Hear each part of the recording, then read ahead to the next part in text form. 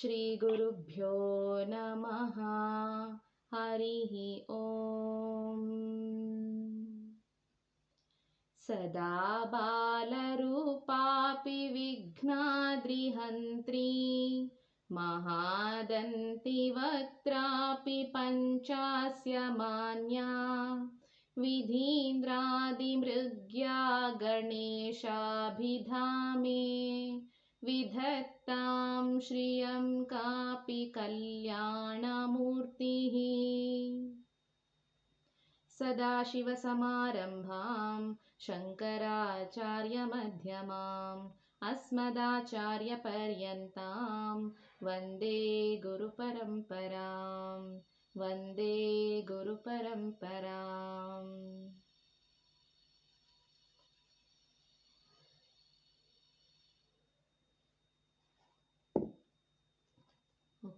ಮೊದಲನೇ ಅಧ್ಯಾಯ ಅರ್ಜುನ ವಿಷಾದ ಯೋಗದಲ್ಲಿ ಅರ್ಜುನನಿಗೆ ಇವಾಗ ಎಲ್ಲ ಕಾರಣಗಳನ್ನು ಕೊಟ್ಟು ಅರ್ಜುನ ನಾನು ಯುದ್ಧನೇ ಮಾಡೋದಿಲ್ಲ, ಯುದ್ಧ ಬೇಡ ಅಂತ ಹೇಳಿ ಸುಮ್ಮನೆ ಕೂತ್ಕೊಂಡ್ಬಿಟ್ಟಿದ್ದಾನೆ. ಸೊ ಇಂಥ ಸಂದರ್ಭದಲ್ಲಿ ಮುಂದೆ ಎರಡನೇ ಅಧ್ಯಾಯ ಬಂದು ಇದರ ಹೆಸರು ಸಾಂಖ್ಯ ಯೋಗ ಅಂತ ಹೇಳಿ. ಸಾಂಖ್ಯ ಅಂತಂದ್ರೆ ಜ್ಞಾನ ಎಂಬಂತ ಅರ್ಥ ಕೊಡುತ್ತೆ. ಸಾಂಖ್ಯ ಅಂದ್ರೆ ಜ್ಞಾನ, ಹಾಗಾಗಿ ಇದಕ್ಕೆ ಸಾಂಖ್ಯ ಯೋಗ ಎಂಬಂತ ಹೆಸರು. ಇಲ್ಲಿ ಹಿಂದೆ ಅರ್ಜುನ ಏನ್ ಮಾಡಿದ್ದ, ನಾನು ಯುದ್ಧ ಮಾಡೋದಿಲ್ಲ ಅಂತ ಹೇಳಿ ಒಂದು ಸ್ವಜನರನ್ನ ನೋಡಿ ಅವನಿಗೆ ಮನಸ್ಸಿಗೆ ಏನನ್ನಿಸ್ತು, ಯುದ್ಧ ಮಾಡೋದು ಬೇಡ, ಇವ್ರನ್ನೆಲ್ಲ ನಾನು ಹತ್ಯೆ ಮಾಡಿ ಹೇಗೆ ಸಂತೋಷವಾಗಿರೋದಕ್ಕೆ ಸಾಧ್ಯ ಅಂತ ಹೇಳಿ ಗುರು ಹಿರಿಯರನ್ನೆಲ್ಲ ನಾನು ಕೊಲ್ಲೋದು ಸರಿ ಇಲ್ಲ ಅಂತ ಹೇಳಿ ತುಂಬ ಬೇಸರ ಮಾಡಿಕೊಂಡು ಕೂತ್ಕೊಂಡ್ಬಿಟ್ಟಿದ್ದ. ಏವ ಮುಕ್ತ್ವಾರ್ಜುನ ಸಂಖ್ಯೆ ರಥೋಪಸ್ಥ ಉಪಾವಿಶತ್ ವಿಸೃಜ್ಯ ಸಶರಂ ಚಾಪಂ ಶೋಕ ಸಂವಿಘ್ನ ಮಾನಸಃ. ತುಂಬ ಶೋಕದಿಂದ ಕೂಡಿದವನಾಗಿ ಉದ್ವಿಗ್ನವಾದ ಮನಸ್ಥಿತಿ ಉಳ್ಳವನಾಗಿ ಅವನು ಬಿಲ್ಲನ್ನ ಕೆಳಗಡೆ ಹಾಕ್ಬಿಟ್ಟು ಕುಸಿದು ಕೂತ್ಕೊಂಡ್ಬಿಡ್ತಾನೆ, ನನಗೆ ಯುದ್ಧ ಬೇಡ ಅಂತ ಹೇಳಿ. ಈಗ ಮುಂದೆ ಸಂಜಯ ಹೇಳ್ತಾ ಇರೋದಲ್ವಾ, ನಿರೂಪಣೆಯನ್ನ ಮಾಡ್ತಾ ಇದ್ದಾನೆ ಸಂಜಯ. ಏನ್ ಹೇಳ್ತಾನಂದ್ರೆ, ಸಂಜಯ ಉವಾಚ ತಂ ತಥಾ ಕೃಪಯಾವಿಷ್ಟಂ ಅಶ್ರುಪೂರ್ಣಾಕುಲೇಕ್ಷಣಂ ವಿಷೀದಂತಮಿದಂ ವಾಕ್ಯಂ ಉವಾಚ ಮಧುಸೂದನಃ. ತಂ ತಥಾ ಕೃಪಯಾವಿಷ್ಟಂ. ಕೃಪಯಾವಿಷ್ಟಂ ಅಂದ್ರೆ, ಕೃಪೆ ಅಂದ್ರೆ ಕರುಣೆ. ಕರುಣೆ ಯಾಕೆ ಬಂತು ಅರ್ಜುನನಿಗೆ ಅಂದ್ರೆ, ಅಲ್ಲಿ ಹೊಸದಾಗಿ ಬಂದಿರೋ ಅಂತ ಕರುಣೆ ಅವನಿಗೆ ಇಲ್ಲದ ಕರುಣೆ ಬಂದಿದೆ. ಯಾಕಂದ್ರೆ ಹಿಂದಿನ ಕ್ಲಾಸಲ್ಲಿ ನೋಡ್ದ ಹಾಗೆ ಅರ್ಜುನನಿಗೆ ಅವನು ಕ್ಷತ್ರಿಯ, ಯುದ್ಧ ಅನ್ನೋದು ಅವನಿಗೆ ಹೊಸದೇನಲ್ಲ. ಈಗಾಗಲೇ ಸಾಕಷ್ಟು ಜನರ ಜೊತೆ ಯುದ್ಧ ಮಾಡಿ ಅವನು ರಾಜ್ಯವನ್ನ ಗೆದ್ದು ಬಂದಂಥವನು. ಅಂಥವನಿಗೆ ಇವತ್ತೇನಾಗಿದೆ, ಕರುಣೆ ಅನ್ನೋದು ಬಂದ್ಬಿಟ್ಟಿದೆ. ಯಾಕೆ ಅಂದ್ರೆ ತನ್ನ ಸ್ವಜನರನ್ನ ನೋಡಿ. ತಂ ತಥಾ ಕೃಪಯಾವಿಷ್ಟಂ, ಕರುಣೆಯಿಂದ ಕೂಡಿದವನಾಗಿ, ಅಶ್ರುಪೂರ್ಣ ಕುಲೇಕ್ಷಣಂ. ಅಶ್ರುಪೂರ್ಣ ಅಂದ್ರೆ ಕಣ್ಣೀರನ್ನ ಸುರಿಸ್ತಾ ಇದ್ದಾನೆ. ಸಾಮಾನ್ಯವಾಗಿ ಗಂಡಸರಿಗೆ ಕಣ್ಣೀರು ಬರೋದು ತುಂಬಾನೇ ಕಡಿಮೆ. ಅಂಥದ್ರಲ್ಲಿ ಇಲ್ಲಿ ಅವನು ಆ ಕೃಪೆಯಿಂದಾಗಿ, ಕರುಣೆಯಿಂದಾಗಿ, ಅಯ್ಯೋ ನನ್ನವರನ್ನ ಕೊಲ್ಲಬೇಕಲ್ವಾ ಅಂತ ಹೇಳಿ ಕರುಣೆಯಿಂದಾಗಿ ಅವನು ತನ್ನ ಕಣ್ಣುಗಳಿಂದ ಕಣ್ಣೀರನ್ನ ಸುರಿಸ್ದ. ತುಂಬಾ ಒಂದು ನೋವಿನಿಂದ, ದುಃಖದಿಂದ ಸುಮ್ಮನೆ ಕೂತ್ಕೊಂಡ್ಬಿಟ್ಟಿದ್ದಾನೆ. ಮತ್ತೆ ವಿಷೀದಂತಮಿದಂ ವಾಕ್ಯಂ ಉವಾಚ ಮಧುಸೂದನಃ. ವಿಷೀದಂತಂ ಅಂದ್ರೆ ಶೋಕಯುಕ್ತನಾದಂತಹ ಆ ಅರ್ಜುನನನ್ನ ಕುರಿತು ಪರಮಾತ್ಮ ಹೇಳ್ತಾ ಇದ್ದಾನೆ. ಭಗವಾನ್ ಅಂದ್ರೆ ಮಧುಸೂದನ ಅಂತ ಹೇಳಿ ಇಲ್ಲಿ ಸಂಬೋಧನೆಯನ್ನ ಮಾಡ್ತಿದ್ದಾರೆ. ಮಧುಸೂದನ ಉವಾಚ ಮಧುಸೂದನಃ ಅಂತ ಹೇಳ್ತಾರೆ. ಮಧುಸೂದನ ಈ ರೀತಿ ಹೇಳ್ತಾನೆ. ಯಾರನ್ನ? ಆ ರೀತಿ ಕೃಪೆಯಿಂದ, ಕರುಣೆಯಿಂದ ಕಣ್ಣೀರ್ ಸುರಿಸ್ತಾ ನನ್ನವರನ್ನ ಅವರು ನನ್ನನ್ನ ಕೊಂದ್ರು ಪರವಾಗಿಲ್ಲ, ನಾನ್ ಮಾತ್ರ ಅವ್ರನ್ನ ಯಾವತ್ತಿಗೂ ಕೊಲ್ಲೋದಿಲ್ಲ, ನನಗೆ ಈ ರಾಜ್ಯನೂ ಬೇಡ, ಸುಖ ಭೋಗಗಳು ಬೇಡ ಅಂತ ಹೇಳಿ ಸುಮ್ಮನೆ ಕುಳಿತಿರೋಂತಹ ಅರ್ಜುನನನ್ನ ನೋಡಿ ಮಧುಸೂದನ ಹೇಳ್ತಾ ಇದ್ದಾನೆ ಅಂತ ಸಂಜಯ ಹೇಳ್ತಿರೋದು. ಇಲ್ಲಿ ಮಧುಸೂದನಃ ಅಂದ್ರೆ ನಾವು ಹಿಂದಿನ ಕ್ಲಾಸಲ್ಲೇ ನೋಡಿದ್ವಿ, ಮಧು ಎಂಬಂತಹ ರಾಕ್ಷಸನನ್ನ ಕೊಂದಂತವನು ಅಂತ ಹೇಳಿ. ಹಾಗಾಗಿ ಮಧುಸೂದನ ಅಂತ ಹೇಳ್ತಾರೆ. ಮಧುಕೈಟಪ ಎಂಬಂತಹ ರಾಕ್ಷಸರು ರಜೋಗುಣ ಹಾಗೂ ತಮೋಗುಣದ ಸಂಕೇತ ಅಂತ ಹೇಳ್ತಾರೆ. ಇಲ್ಲಿ ಮಧುಸೂದನ ಅಂತಂದ್ರೆ ಮಧು ಎಂಬಂತ ರಾಕ್ಷಸ ರಜೋಗುಣದ ಸಂಕೇತ ಅಂತ ಹೇಳ್ತಾರೆ.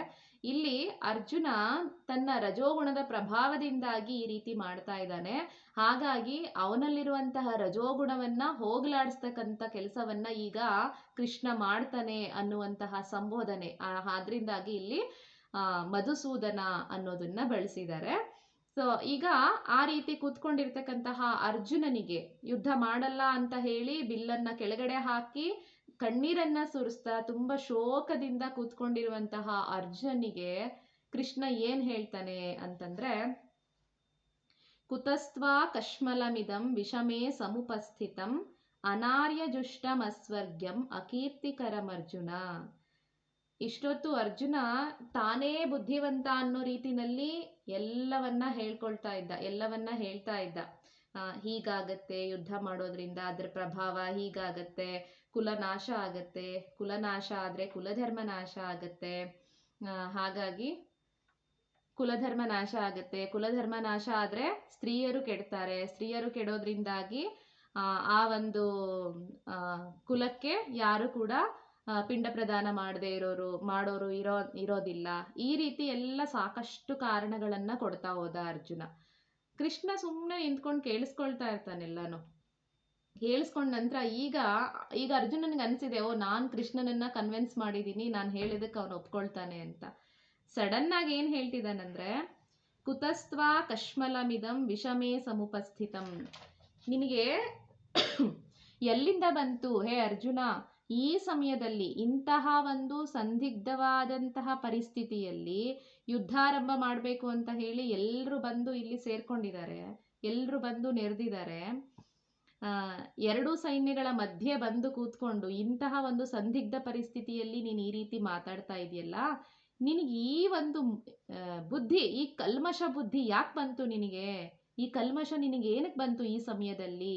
ಈ ಮೋಹ ಯಾವ ಕಾರಣದಿಂದ ನಿನಗೆ ಬಂತು ಅನ್ನೋದನ್ನ ಕೇಳ್ತಾ ಇದ್ದಾನೆ. ಯಾಕಂದ್ರೆ ಅನಾರ್ಯಜುಷ್ಟಂ ಅಸ್ವರ್ಗ್ಯಂ ಅಕೀರ್ತಿಕರಂ ಅರ್ಜುನ.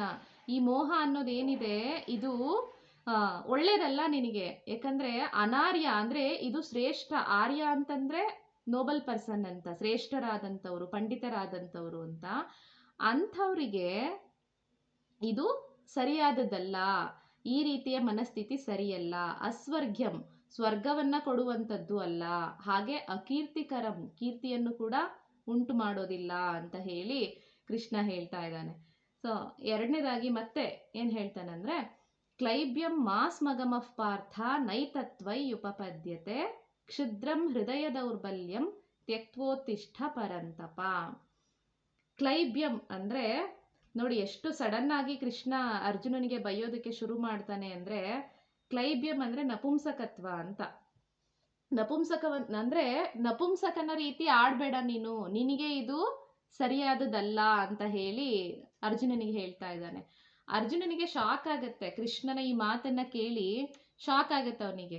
ಯಾಕಂದ್ರೆ ಇಷ್ಟೊತ್ತು ನಾನು ಹೇಳಿದ್ದೆ ಸರಿ ಅಂತ ಅನ್ಕೊಳ್ತಾ ಇದ್ದ, ಮತ್ತೆ ಶ್ರೇಷ್ಠವಾದ ಬಿಲ್ಲುಗಾರ ನಾನು, ಶ್ರೇಷ್ಠವಾದಂತಹ ಧನುರ್ಧಾರಿ ಅಂತ ಅನ್ಕೊಂಡಿದ್ದಂತಹ ಅರ್ಜುನನಿಗೆ ಸಡನ್ ಆಗಿ ಕೃಷ್ಣ ಏನ್ ಹೇಳ್ತಿದ್ದಾನೆ, ಕ್ಲೈಬ್ಯಂ ಮಾಸ್ ಮಗಮಃ ಪಾರ್ಥ ಅಂತ. ಅಂದ್ರೆ ನೀನ್ ಯಾಕೆ ಈ ರೀತಿ ನಪುಂಸಕನ ಹಾಗೆ ನೀನು ರಿಯಾಕ್ಟ್ ಮಾಡ್ತಾ ಇದೀಯಾ, ಏನಾಗಿದೆ ನಿನಗೆ ಅಂತ ಹೇಳಿ ಬೈಯೋದಕ್ಕೆ ಶುರು ಮಾಡ್ತಿದ್ದಾನೆ. ನಿನಗೆ ಇದು ಸರಿಯಾದದ್ದಲ್ಲ, ನೈತತ್ವೈ ಉಪಪದ್ಯತೆ ಅಂದ್ರೆ ಇದು ನಿನಗೆ ಉಚಿತವಾದದ್ದಲ್ಲ. ಮತ್ತೆ ಪರಂತಪ ಅಂತ ಒಂದು ಸಂಬೋಧನೆ ಕೂಡ ಇದೆ ಇಲ್ಲಿ. ಪರಂತಪ ಅಂದ್ರೆ ಪರಂತಾಪಯತಿ ಅಂದ್ರೆ ಶತ್ರುಗಳಿಗೆ ತಾಪವನ್ನ ಉಂಟು ಮಾಡ್ತಕ್ಕಂಥವನು ಅಂತ. ಯಾರು ಶತ್ರುಗಳಿಗೆ ತಾಪವನ್ನ ಉಂಟು ಮಾಡ್ತಾನೋ ಅಂತಹ ಪರಂತಪ ನೀನು, ನಿನಗೆ ಇದು ಸರಿಯಾದದ್ದಲ್ಲ, ಇದು ಸರಿ ಅಂತ ಅನ್ನಿಸ್ತಾ ಇಲ್ಲ ಅಂತ ಹೇಳಿ ಈ ತುಚ್ಛವಾದಂತಹ ಕ್ಷುದ್ರಂ ಹೃದಯ ದೌರ್ಬಲ್ಯಂ ತ್ಯಕ್ತೋತ್ತಿಷ್ಠ ಭಾರತ ಅಂತ ಹೇಳ್ತಾನೆ. ತ್ಯಕ್ತೋತ್ತಿಷ್ಠ ಪರಂತಪ ಅಂದ್ರೆ ಈ ಕ್ಷುದ್ರವಾದಂತಹ ಹೃದಯ ದೌರ್ಬಲ್ಯವನ್ನ ಅರ್ಜುನ ಹೇಳಿದ್ದು, ಈಗ ಪ್ರಜ್ಞಾವಾದಿಗಳಾಗಿ ಅವನು ಮಾತಾಡಿದ್ದು ಉಚಿತವಾದುದಲ್ಲ ಅನ್ನೋದನ್ನ ಕೃಷ್ಣ ಇಲ್ಲಿ ಹೇಳ್ತಿದ್ದಾನೆ. ಯಾಕೆ ಅವನ ರೀತಿ ಎಲ್ಲ ಮಾತಾಡ್ತಿದ್ದಾನೆ ಅಂದ್ರೆ, ಹೃದಯ ದೌರ್ಬಲ್ಯದಿಂದ ಮಾನಸಿಕವಾಗಿ ಅವನು ಹೋಗ್ಬಿಟ್ಟಿದ್ದಾನೆ, ಅವನು ಮೋಹ ಪರವಶನ ಆಗ್ಬಿಟ್ಟಿದ್ದಾನೆ. ಆ ಕಾರಣಕ್ಕಾಗಿ ಈ ಹೃದಯ ದೌರ್ಬಲ್ಯವನ್ನ ಬಿಟ್ಟು ನೀನು ಎದ್ದೇಳು ಅಂತ ಹೇಳಿ, ಈ ಹೃದಯ ದೌರ್ಬಲ್ಯವನ್ನ ತ್ಯಾಗ ಮಾಡಿ ನೀನು ಯುದ್ಧಕ್ಕಾಗಿ ನಿಂತ್ಕೋ ಅಂತ ಹೇಳಿ ಅರ್ಜುನನಿಗೆ ಹೇಳ್ತಾ ಇದ್ದಾನೆ ಕೃಷ್ಣ. ಇಲ್ಲಿ ಇದರಿಂದ ನಾವು ಏನನ್ನ ಅರ್ಥ ಮಾಡ್ಕೋಬಹುದು ಅಂತಂದ್ರೆ, ಈಗ ಅರ್ಜುನನಿಗೆ ಅವನು ಮಾಡಿದ್ದೆಲ್ಲ ಸರಿ ಎನ್ನುವಂತಹ ಒಂದು ತಿಳುವಳಿಕೆಯಿಂದ ನಾನ್ ಮಾಡ್ತಿರೋದೇ ಸರಿ ಅಂತ ಹೇಳಿ ಯುದ್ಧ ಬೇಡ ಅಂತ ಹೇಳಿ ಸುಮ್ಮನೆ ಕೂತ್ಬಿಟ್ಟಿದ್ದ. ಹಾಗಾಗಿ ಇಲ್ಲಿ ಅವನನ್ನ ಎದ್ದೇಳಿಸುವಂತಹ ಒಂದು ಹುರಿದುಂಬಿಸುವಂತಹ ಕೆಲಸವನ್ನ ಕೃಷ್ಣ ಮಾಡ್ತಾ ಇದ್ದಾನೆ. ನಿನಗೆ ಯಾವಾಗ ಇಷ್ಟೆಲ್ಲ ಶ್ರೇಷ್ಠವಾದಂತಹ ಧನುರ್ಧಾರಿಯಾದಂತಹ ಅರ್ಜುನನಿಗೆ ನೀನು ನಪುಂಸಕನ್ ಹಾಗೆ ಮಾತಾಡ್ತಿದ್ಯಾ ಅಂತ ಹೇಳಿ, ಅಂದ್ರೆ ಆ ಕ್ಷಣದಲ್ಲಿ ಯುದ್ಧ ಭೂಮಿಯಲ್ಲಿ ಬಂದು ಯುದ್ಧ ಮಾಡ್ಬೇಕಾದಂತಹ ಸಮಯದಲ್ಲಿ ಎಲ್ಲಿಂದ ಬಂತು ನಿನಗೆ ಈ ದುರ್ಬುದ್ಧಿ ಅನ್ನೋದು ಕೃಷ್ಣನ ಒಂದು ಮಾತು. ಯಾಕಂದ್ರೆ ಇಷ್ಟೊತ್ತು ನೀನು ಹೇಳಿದ್ ಸರಿಯಲ್ಲ, ಇದು ತಪ್ಪು ಅನ್ನೋದನ್ನ ಒಂದೇ ಒಂದು ಮಾತಲ್ಲೇ ಅವನು ಅರ್ಜುನನನ್ನ ಕೆಳಗಡೆ ಮಾಡ್ಬಿಟ್ಟ. ಅವನ ಮಾತೆಲ್ಲ ಸುಳ್ಳು, ಅವನ ಮಾತು ಹೇಳಿದ್ದೆಲ್ಲ ತಪ್ಪು ಅನ್ನೋದನ್ನ ಒಂದೇ ಮಾತಲ್ಲಿ ಹೊಡೆದಾಕ್ಬಿಟ್ಟ ಅವನ ಮಾತನ್ನ. ಇಷ್ಟೊತ್ತು ಅವನು ಏನೇನೆಲ್ಲ ಹೇಳದ್ನೋ ಹೀಗಾಗತ್ತೆ ಹಾಗಾಗತ್ತೆ ಅಂತ ಹೇಳಿ, ಈ ಒಂದು ಕ್ಲೈಬ್ಯಂ ಮಾಸ್ ಮಗಮ ಪಾರ್ಥ ಅನ್ನುವಂತಹ ಮಾತಿಂದನೇ, ಕ್ಲೈಬ್ಯ ಅಂತ ಹೇಳೇನೆ ಅದೆಲ್ಲವನ್ನ ಕೂಡ ಅವನು ಹೇಳ್ಬಿಡ್ತಾನೆ. ಇಲ್ಲ, ನೀನ್ ಈ ರೀತಿ ಮಾಡ್ತಿರೋದು ಸರಿಯಲ್ಲ ಅಂತ ಹೇಳಿ. ಈಗ ಗೊಂದಲ ಶುರು ಆಗುತ್ತೆ ಅರ್ಜುನನಿಗೆ. ಯಾವಾಗ ಕೃಷ್ಣ ಈಗ ನಾನು ಹೇಳಿದ್ದೆಲ್ಲ ಸರಿ ಅಂತ ಇವನು ಅನ್ಕೊಂಡಿದ್ದ ಅಲ್ವಾ, ಕೃಷ್ಣ ಯಾವಾಗ ಇದನ್ನೆಲ್ಲ ನೀನ್ ಮಾಡ್ತಿರೋದು ತಪ್ಪು ಅಂತ ಹೇಳಿ ಹೇಳ್ತಿದ್ದಾನೆ, ಅರ್ಜುನನಿಗೆ ಗೊಂದಲ ಆಗತ್ತೆ. ಏನ್ ಮಾಡ್ಬೇಕು ಅಂತಾನೆ ಅವನಿಗೆ ಗೊತ್ತಾಗೋದಿಲ್ಲ. ಹಾಗಾಗಿ ಅರ್ಜುನ ಹೇಳ್ತಾನೆ, ಕಥಂ ಭೀಷ್ಮಮಹಂ ಸಂಖ್ಯೆ ದ್ರೋಣಂಚ ಮಧುಸೂದನ ಇಶುಭಿಃ ಪ್ರತಿಯೋತ್ಸ್ಯಾಮಿ ಪೂಜಾರ್ಹ ವರಿಸೂದನ. ಕಥಂ ಭೀಷ್ಮಮಹಂ ಸಂಖ್ಯೆ, ಹೇ ಮಧುಸೂದನನೇ, ನಾನು ಈ ರಣಭೂಮಿಯಲ್ಲಿ ಯಾವ ಪ್ರಕಾರವಾಗಿ ನಾನು ನನ್ನ ಈ ಬಾಣಗಳಿಂದ ಭೀಷ್ಮ ಪಿತಾಮಹರು ಹಾಗೆ ದ್ರೋಣಾಚಾರ್ಯರ ವಿರುದ್ಧ ಯುದ್ಧ ಮಾಡಬೇಕು ಅಂತ. ಅವನಿಗಿಲ್ಲಿ ಮುಖ್ಯವಾಗಿ ತನ್ನ ಗುರುಗಳ ಹಾಗೂ ದ್ರೋಣಾಚಾರ್ಯರ ಹಾಗೆ ಭೀಷ್ಮರ ಎದುರುಗಡೆ ಯುದ್ಧ ಮಾಡಬೇಕು ಅಲ್ವಾ, ಅದೇ ಅವನಿಗೆ ತುಂಬಾ ಆಘಾತವನ್ನ ಉಂಟು ಮಾಡ್ತಾ ಇರೋದು. ಹೇಗೆ ಯುದ್ಧ ಮಾಡೋದಕ್ಕಾಗತ್ತೆ ಕೃಷ್ಣ, ಹೇ ಮಧುಸೂದನ, ಅವರಿಬ್ರು ಕೂಡ ಪೂಜಾರ್ಹರು. ನಿಜವಾಗ್ಲೂ ಗುರುಗಳು ಅಂತಂದ್ರೆ ಪೂಜಾರ್ಹರವರು. ಅದಲ್ಲದೆ ಭೀಷ್ಮರು ತನಗೆ ಅನ್ನ ಕೊಟ್ಟು ತನ್ನನ್ನ ತುಂಬಾ ಪ್ರೀತಿಯಿಂದ ತೊಡೆ ಮೇಲೆ ಕುತ್ಕೊಂಡು ಅನ್ನ ತಿನ್ನಿಸಿ ಪ್ರೀತಿಯಿಂದ ಸಾಕ್ತಂತವ್ರು ಪಿತಾಮಹ ಭೀಷ್ಮರು. ಗುರು ದ್ರೋಣರು ತನ್ನ ಸ್ವಂತ ಮಗನಿಗಿಂತ ಹೆಚ್ಚಾಗಿ ತನ್ನನ್ನ ನೋಡ್ಕೊಂಡಂತವ್ರು. ಹೀಗೆಲ್ಲ ಇರ್ಬೇಕಾದ್ರೆ ಅಂಥವ್ರನ್ನ ನಾನು ಹೇಗೆ ಕೊಲ್ಲೋದಕ್ಕೆ ಸಾಧ್ಯ ಆಗತ್ತೆ? ಯಾಕಂದ್ರೆ ಅರ್ಜುನನಿಗೆ ಹೇಳ್ಕೊಡದೆ ಇರ್ತಕ್ಕಂಥ, ತನ್ನ ಅಶ್ವತ್ಥಾಮನಿಗೆ ಹೇಳ್ಕೊಡದೆ ಇರ್ತಕ್ಕಂತಹ ಹಲವಾರು ರಹಸ್ಯ ವಿದ್ಯೆಗಳನ್ನ ಅರ್ಜುನನಿಗೆ ಹೇಳ್ಕೊಡ್ತಾ ಇದ್ದಂಥವ್ರು ದ್ರೋಣಾಚಾರ್ಯರು. ಸೊ ಅಷ್ಟೊಂದು ಪ್ರೀತಿಯ ಶಿಷ್ಯನಾಗಿ ವಿದ್ಯೆ ಕಲ್ತಂತಹ ಗುರುಗಳನ್ನ ಹೇಗ್ ತಾನೇ ನಾನು ಕೊಲ್ಲೋದಕ್ಕೆ ಸಾಧ್ಯ ಆಗತ್ತೆ? ಕೃಷ್ಣ ಭಗವದ್ಗೀತೆಯನ್ನ ಹೇಳಿದ ನಂತರನೂ ಕೂಡ ಬರೀ ಈಗಷ್ಟೇ ಅರ್ಜುನ ಹೇಳ್ತಿರೋದಲ್ಲ, ಕೃಷ್ಣ ಇಡೀ ಗೀತೆಯನ್ನ ಉಪದೇಶ ಮಾಡಿದ ನಂತರನೂ ಭೀಷ್ಮರು ಎದುರುಗಡೆ ಬಂದಾಗ ಅರ್ಜುನನಿಗೆ ಯುದ್ಧ ಮಾಡೋದಕ್ಕೆ ಸಾಧ್ಯ ಆಗೋದಿಲ್ಲ. ಅವ್ರು ನೋಡ್ತಾ ಹಾಗೆ ನಿಂತು ಬಿಡ್ತಾನೆ. ಅವರು ಭೀಷ್ಮರು ಯುದ್ಧ ಮಾಡ್ತಿರೋದನ್ನ, ಬಾಣಗಳಿಂದ ಅವನಿಗೆ ಆಘಾತ ಆಗ್ತಾ ಇದ್ರು ಕೂಡ ನೋಡ್ತಾ ಸುಮ್ಮನೆ ನಿಂತು ಬಿಡ್ತಾನೆ. ಆವಾಗ ಅರ್ಜುನನ್ನ ಮತ್ತೆ ಎಚ್ಚರಿಸ್ಬೇಕು ಅಂತ ಹೇಳಿ ಕೃಷ್ಣ ತಾನೇ ರಥದ ಚಕ್ರವನ್ನ ತಗೊಂಡು ಭೀಷ್ಮರನ್ನ, ನಾನೇ ಇವತ್ತು ಕೊಂದು ಬಿಡ್ತೀನಿ, ಈ ಯುದ್ಧವನ್ನ ನಾನೇ ಮುಗಿಸ್ತೀನಿ, ಹೋಗ್ ನೀನು ಶಿಬಿರದಲ್ಲಿ ಮಲ್ಕೋಗು ನೀನು ಅಂತ ಹೇಳಿ ಆಗ್ಲೂ ಕೂಡ ಅರ್ಜುನನಿಗೆ ಬೈದು ತಾನೇ ಅವರು ಭೀಷ್ಮರನ್ನ ಕೊಲ್ಲೋದಕ್ಕೆ ಚಕ್ರವನ್ನ ಇಟ್ಕೊಂಡು ಬರ್ತಾನೆ ಕೃಷ್ಣ.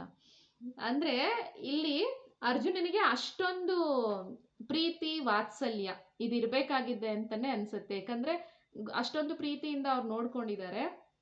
ಹಾಗಾಗಿ ಅವನಿಗೆ ಆ ಕರುಣೆ ಅನ್ನೋದು ಹುಕ್ಕಿ ಬರ್ತಿದೆ ಅವ್ರ ಮೇಲೆ. ಅವರನ್ನ ಕೊಲ್ಲೋದಕ್ಕೆ ಅವನ ಮನಸ್ಸು ಕೂಡ ಒಪ್ತಾ ಇಲ್ಲ. ಪೂಜಾರ್ಹರು ಇವ್ರನ್ನ ಹೇಗೆ ಕೊಲ್ಲೋಕಾಗತ್ತೆ ಅಂತ. ಇಲ್ಲಿಂದ ಅವನ ಮಾತಿನ ಧಾಟಿ ಬದಲಾಗತ್ತೆ. ಈಗ ನಾವು ತುಂಬಾ ದುಃಖದಲ್ಲಿದ್ದಾಗ್ಲೇನೆ ನಮ್ಮ ಮಾತು ಒಂದ್ ರೀತಿ ಬೇರೆ ರೀತಿ ಆಗತ್ತಲ್ವಾ. ಸೊ ಇಲ್ಲೂ ಕೂಡ ಭಗವದ್ಗೀತೆನಲ್ಲಿ 2 ರೀತಿ ಛಂದಸ್ಸನ್ನ ಬಳಸ್ತಾರೆ. ಇಷ್ಟೊತ್ತು ನಾವು ಕಲ್ತಿದ್ದು ಅನುಷ್ಠುಪ್ ಛಂದಸ್ಸು. ಸೊ ಇನ್ನು ಮುಂದೆ ಹೇಳೋ ಅಂಥದ್ದು ತ್ರಿಷ್ಟುಪ್ ಛಂದಸ್ಸು. ಅಂದ್ರೆ ಇಲ್ಲಿ ಮೀಟರ್ಸ್ ಚೇಂಜ್ ಆಗ್ತಿರುತ್ತೆ.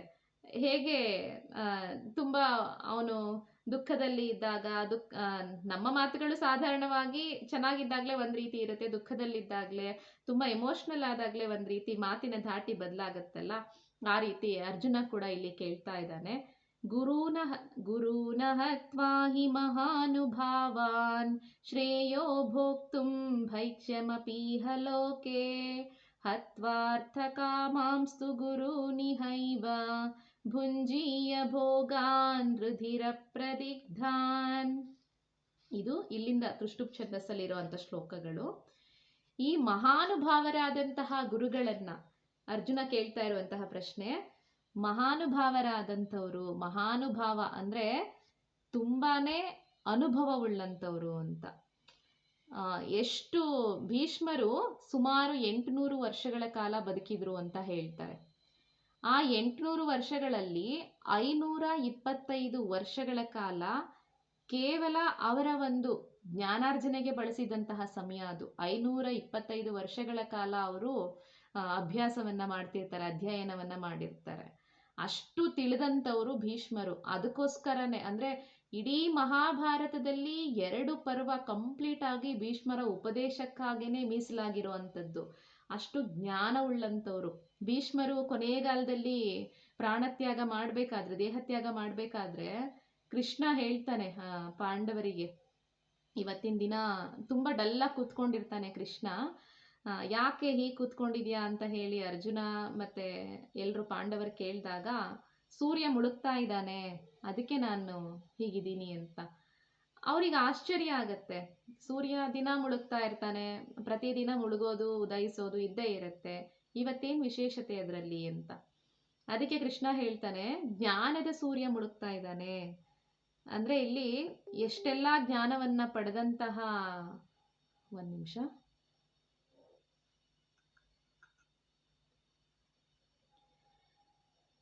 ಇಷ್ಟೆಲ್ಲ ಜ್ಞಾನದ ಸಂಪತ್ತನ್ನ ಹೊಂದಿರುವಂತಹ ಭೀಷ್ಮಾಚಾರ್ಯರು ಇವತ್ತಿನ ದಿನ ದೇಹತ್ಯಾಗವನ್ನ ಮಾಡ್ತಾ ಇದ್ದಾರೆ ಈಗ ಸ್ವಲ್ಪ ಸಮಯದಲ್ಲೇ. ಹಾಗಾಗಿ ಅವ್ರ ಜೊತೆಲೇ ಆ ಒಂದು ಜ್ಞಾನವೆಲ್ಲ ನಾಶವಾಗಿ ಹೋಗ್ಬಾರ್ದಲ್ವಾ, ಅದನ್ನೆಲ್ಲ ನೀವು ಪಡ್ಕೊಳ್ಬೇಕು ಅನ್ನೋ ಕಾರಣಕ್ಕೋಸ್ಕರ ಅವ್ರೇನ್ ಮಾಡ್ತಾರೆ, ಕೃಷ್ಣ ಅಲ್ಲಿ ಎಲ್ಲಾ ಪಾಂಡವರನ್ನು ಕೂಡ ಭೀಷ್ಮರ ಹತ್ರ ಕರ್ಕೊಂಡೋಗಿ ಉಪದೇಶವನ್ನ ಮಾಡ್ತಾರೆ ಭೀಷ್ಮರಲ್ಲಿ. ಈ ರೀತಿ ಮಹಾನುಭಾವರು ಅಂತ ಹೇಳ್ತಿರೋದು ಅಂದ್ರೆ ತುಂಬಾನೇ ಅನುಭವವುಳ್ಳಂಥವ್ರು, ಅಷ್ಟು ಪ್ರೀತಿಯಿಂದ ನನ್ನನ್ನ ಸಾಕದಂಥವ್ರು. ಎಲ್ರಿಗೂ ಕಾಮನ್ ಆಗಿ ಬರುವಂಥದ್ದೇ ಇದು, ಈ ಒಂದು ಮನಸ್ಥಿತಿ. ಮಹಾನುಭಾವರಾದಂತಹ ಗುರುಗಳನ್ನ ಕೊಲ್ಲದೇನೆ ನಾನು ಅಂದ್ರೆ ಈ ಲೋಕದಲ್ಲಿ ಭಿಕ್ಷೆಯನ್ನ ಬೇಡಿಯಾದ್ರೂ ಕೂಡ ನಾನು ತಿನ್ನೋದು ಶ್ರೇಷ್ಠವಾದದ್ದು. ಈ ಗುರು ಹಿರಿಯರನ್ನ, ದ್ರೋಣಾಚಾರ್ಯರನ್ನ, ಭೀಷ್ಮಾಚಾರ್ಯರನ್ನ ಮುಂದೆ ಅವನಿಗೆ ಮೇಯ್ನ್ ಆಗಿ ಕಾಣಿಸ್ತಾ ಇರೋದು ಅವರೇನೆ.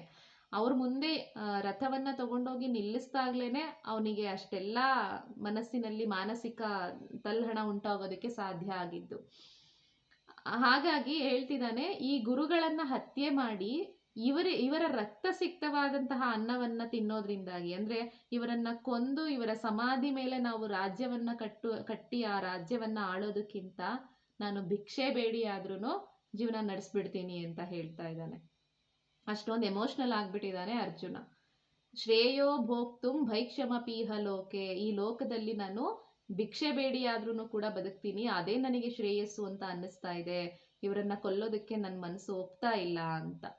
ಮತ್ತೊಂದೇನಂದ್ರೆ, ಗುರೂನ ಹತ್ವಾಹಿ ಮಹಾನುಭಾವನ್, ಹಿಂದೆ ಹೇಳ್ದಾಗೆ ಅರ್ಜುನ ಹೇಗೆ ಯಾವ ರೀತಿ ನಾನು ಇವರು ಪೂಜಾರ್ಹರು ಅಂತ ಹೇಳಿದ್ನಲ್ವಾ. ಇನ್ನೊಂದು ಭಾವನೆ ಏನಂದ್ರೆ, ಈಗ ತನ್ನ ಗುರುಗಳು ಸಾಂದೀಪನಿ ಗುರುಗಳೇನಾದ್ರೂ ಬಂದು ನಿನ್ನ ಎದುರಿಗೆ ಯುದ್ಧಕ್ಕೆ ಬಂದ್ರೆ ನೀನ್ ಕೊಲ್ಲೋದಕ್ಕೆ ಹೇಗ್ ಸಾಧ್ಯ ನೀನು, ಅಂದ್ರೆ ಗುರುಗಳು ಅಂದ್ರೆ ಪೂಜಾರ್ಹರ, ಅಷ್ಟು ಪೂಜಾರ್ಹರಾಗಿರ್ತಾರೆ, ಅವ್ರನ್ನ ಕೊಲ್ಲೋದಕ್ಕೆ ಹೇಗ್ ಸಾಧ್ಯ, ಅವರ ರಕ್ತಸಿಕ್ತವಾದಂತಹ ಅಂದ್ರೆ ಅವರನ್ನ ಕೊಂದು ಅವರ ಸಮಾಧಿಯ ಮೇಲೆ ರಾಜ್ಯವನ್ನ ಕಟ್ಟಿ ಅಲ್ಲಿ ಸುಖಭೋಗಗಳನ್ನ ಅನುಭವಿಸೋದಕ್ಕಿಂತ ಭಿಕ್ಷೆ ಬೇಡ್ಕೊಂಡು ತಿನ್ನೋದೇ ಒಳ್ಳೇದಲ್ವಾ ಅಂತ ಹೇಳಿ ಅವನು ಸಮರ್ಥನೆಯನ್ನ ಮಾಡ್ಕೊಳ್ತಿದ್ದಾನೆ. ಈ ಭೋಗಗಳನ್ನೆಲ್ಲ ಯಾಕ್ ಬೇಕು ನಮ್ಗಿದೆಲ್ಲ ಅಂತ ಹೇಳಿ ತುಂಬಾನೇ ಈ ಗುರುಗಳನ್ನೆಲ್ಲ ಕೊಂದು, ಇವರೆಲ್ಲ ನಮ್ಮ ಬಂಧು ಬಾಂಧವರನ್ನೇ, ಯಾಕಂದ್ರೆ ಈ ಯುದ್ಧ ಮಾಡ್ಬೇಕು ಅಂದ್ರೆ ಏನಾದ್ರೂ ಒಂದು ಅವನೇನ್ ಅನ್ಕೊಂಡಿದ್ದಾನೆ ಮೇಯ್ನ್ ಆಗಿ ಇವಾಗ ಅಂದ್ರೆ, ಯುದ್ಧ ಮಾಡೋದು ರಾಜ್ಯವನ್ನ ಪಡ್ಕೊಳ್ಳೋದಕ್ಕೆ ಅಂತ. ಆದ್ರೆ ಕೃಷ್ಣ ಇಲ್ಲಿ ಯುದ್ಧ ಮಾಡಿಸ್ತಿರೋದು ಯಾಕೆ, ಧರ್ಮ ಸ್ಥಾಪನೆಗಾಗಿ. ಅರ್ಜುನ ಬರೀ ಈ ಒಂದು ನಿಟ್ಟಿನಲ್ಲಿ ನೋಡ್ತಿದ್ದಾನೆ, ರಾಜ್ಯವನ್ನ ಪಡೆಯುವಂತಹ ಆಸೆಗೋಸ್ಕರ ನಾವು ಯುದ್ಧ ಮಾಡ್ತಿದೀವಿ, ಇವ್ರೆ ಯಾರ ಜೊತೆ ನಾವೆಲ್ಲ ತುಂಬಾ ಖುಷಿಯಾಗಿ ಯುದ್ಧ ಆದ್ಮೇಲೆ ಪರಿವಾರದ ಜೊತೆ ಎಲ್ರ ಜೊತೆಲೂ ಕೂಡ ರಾಜ್ಯ ಸಿಕ್ಕಿದ್ಮೇಲೆ ಎಲ್ಲರ ಜೊತೆ ಸಂತೋಷವಾಗಿರ್ಬೇಕು ಅಂತ ಅನ್ಕೊಳ್ತಾರೆ, ಅಂಥವ್ರೆಲ್ಲರೂ ಕೂಡ ನನ್ನ ಜೊತೆನಲ್ಲಿ ಇಲ್ಲ ಅಂತ ಅಂದ್ಮೇಲೆ, ಗುರು ಹಿರಿಯರೇ ನನ್ನ ಜೊತೆನಲ್ಲಿ ಇಲ್ಲ ಅಂತ ಹೇಳಿದ್ಮೇಲೆ ಅವ್ರನ್ನೆಲ್ಲ ಕೊಂದು ನಾನು ಸುಖ ಭೋಗಗಳನ್ನ ಹೇಗ್ ತಾನೇ ಅನುಭವಿಸೋದಕ್ಕೆ ಸಾಧ್ಯ ಆಗತ್ತೆ. ಹಾಗಾಗಿ ಇದು ಬೇಡ ನನಗಿದೆಲ್ಲ, ಇದ್ರ ಬದಲಾಗಿ ನಾನು ಭಿಕ್ಷೆ ಬೇಡ್ಕೊಂಡಾದ್ರೂ ಜೀವನ ಮಾಡ್ಬಿಡ್ತೀನಿ, ಅದೇ ನನಗೆ ಶ್ರೇಯಸ್ಸು ಅಂತ ಹೇಳ್ತಾ ಇದ್ದಾನೆ. ನಚೈತದ್ವಿದ್ಮಃ ಕತರನ್ನೋ ಗರೀಯಃ ಯದ್ವಾ ಜಯೇಮ ಯದಿವಾನೋ ಜಯೇಯುಹು ಯಾನೇವ ಹತ್ವಾನ ಜಿಜೀವಿಷಾಮಃ ತೇವಸ್ಥಿತಾಃ ಪ್ರಮುಖೇ ಧಾರ್ತರಾಷ್ಟ್ರಾಃ. ಏನಂದ್ರೆ ಯುದ್ಧ ಮಾಡೋದಾಗ್ಲಿ ಅಥವಾ ಮಾಡದೇ ಇರೋದಾಗ್ಲಿ, ಇವೆರಡರಲ್ಲಿ ಕೂಡ ಯಾವುದು ಶ್ರೇಷ್ಠ ಅನ್ನೋದು ನಮಗೆ ಗೊತ್ತಿಲ್ಲ. ಅದಾದ ನಂತರ ಯಾರು ಗೆಲ್ತಾರೆ, ಯದ್ವಾ ಜಯೇಮ ಯದಿವಾನೋ ಜಯೇಯುಹು, ಅಥವಾ ನಾವು ಗೆಲ್ತೀವೋ ಅವ್ರು ಗೆಲ್ತೀವೋ ಇದು ಕೂಡ ನಮಗೆ ಗೊತ್ತಿಲ್ಲ ಅಂತ. ಹಿಂದೆ ಏನ್ ಹೇಳಿದ್ದ, ನಾವೇ ಗೆಲ್ಲೋದು, ನಾವು ಗೆದ್ರೆ ಈ ರೀತಿ ಎಲ್ಲ ಸಮಸ್ಯೆಗಳಾಗತ್ತೆ, ಹಾಗಾಗಿ ಇವ್ರನ್ನೆಲ್ಲ ನಾನು ಕೊಂದ್ಬಿಡ್ತೀನಿ ಅಂತ ಹೇಳಿ ಮಾತಾಡ್ತಾ ಇದ್ದ. ಆದ್ರೆ ಇವಾಗ ಏನ್ ಹೇಳ್ತಾ ಇದ್ದಾನೆ, ನಾವು ಗೆಲ್ತೀವೋ ಅವ್ರು ಗೆಲ್ತೀವೋ ನಮಗ್ ಗೊತ್ತಿಲ್ಲ. ಅದಲ್ದೇನೆ ಯಾರನ್ನ ಕೊಂದು ನಾವು ಜೀವಿಸೋದಕ್ಕೆ ಇಷ್ಟಪಡೋದಿಲ್ವೋ ಅಂಥವ್ರನ್ನೇ, ಆತ್ಮೀಯರಾದಂತಹ ಅಂಥವ್ರನ್ನೇ ನಾವು ಕೊಂದ ಮೇಲೆ, ಅಂದ್ರೆ ಯಾನೇವ ಹತ್ವಾನ ಜಿಜೀವಿಷಾಮಃ, ಯಾರನ್ನ ಕೊಂದು ನಾವು ಸುಖವಾಗಿ ಇರ್ತೀವಿ ಅಂತ, ಸುಖವಾಗಿ ಇರೋದಕ್ಕೆ ಸಾಧ್ಯ ಇಲ್ವೋ ಅಂಥವ್ರೆಲ್ರೂ ಕೂಡ ಧಾರ್ತರಾಷ್ಟ್ರರು, ತನ್ನ ದೊಡ್ಡಪ್ಪನ ಮಕ್ಕಳು ಎಲ್ರೂ ಕೂಡ ಇಲ್ಲಿ ಬಂದು ಪ್ರಮುಖೇ ಧಾರ್ತರಾಷ್ಟ್ರಾಹ ತೇವಸ್ಥಿತಾಹ ಪ್ರಮುಖೇ ಧಾರ್ತರಾಷ್ಟ್ರಾಹ, ಅವರೆಲ್ಲರೂ ಕೂಡ ನಮ್ಮ ಪ್ರಮುಖ ಅಂದ್ರೆ ಎದುರುಗಡೆ ನಿಂತ್ಕೊಂಡಿದ್ದಾರೆ, ಅಂಥವ್ರನ್ನೆಲ್ಲ ಕೊಲ್ಲೋದಕ್ಕೆ ನನ್ನಿಂದ ಸಾಧ್ಯ ಇಲ್ಲ ಅಂತ ಅನ್ನೋದನ್ನ ಹೇಳ್ತಿದ್ದಾನೆ.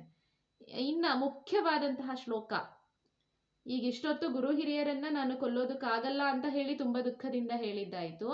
ಅಂಥವ್ರನ್ನ ಕೊಂದು ಅವರ ಒಂದು ರಕ್ತದಿಂದ ತೊಯ್ದಂತಹ ರಾಜ್ಯವನ್ನ, ಅವರ ಸಮಾಧಿಯ ಮೇಲೆ ರಾಜ್ಯವನ್ನ ಕಟ್ಟಿ ಅಲ್ಲಿ ನಾನು ಸುಖವಾಗಿ ಇರೋದಕ್ಕೆ ಸಾಧ್ಯ ಇಲ್ಲ, ನನಗೆ ಈ ರಾಜ್ಯ ಬೇಡ, ಆದ್ರಿಂದಾಗಿ ನಾನು ಭಿಕ್ಷೆ ಬೇಡಿ ಆದ್ರೂ ಜೀವನ ಮಾಡ್ತೀನಿ ಅನ್ನೋದಾಯ್ತು. ಇನ್ನು ಈ ಯುದ್ಧ ಆದ್ರೆ ಅವ್ರು ಗೆಲ್ತಾರೋ ನಾವು ಗೆಲ್ತೀವೋ ಗೊತ್ತಿಲ್ಲ, ಆದ್ರೆ ಯಾರನ್ನ ಕೊಂದು ನಾವು ಸಂತೋಷವನ್ನ ಪಡೋದಿಲ್ವೋ, ಯಾರ ಸಾವಿನಿಂದ ನಮಗೆ ಸಂತೋಷ ಆಗೋದಿಲ್ವೋ ಅಂಥವ್ರೇ ನಮ್ಮ ಎದುರುಗಡೆ ನಿಂತಿದ್ದಾರೆ, ನನ್ನ ದೊಡ್ಡಪ್ಪನ ಮಕ್ಕಳೇ, ನನ್ನ ಬಂಧು ಬಾಂಧವರೇ ನಿಂತಿದ್ದಾರೆ.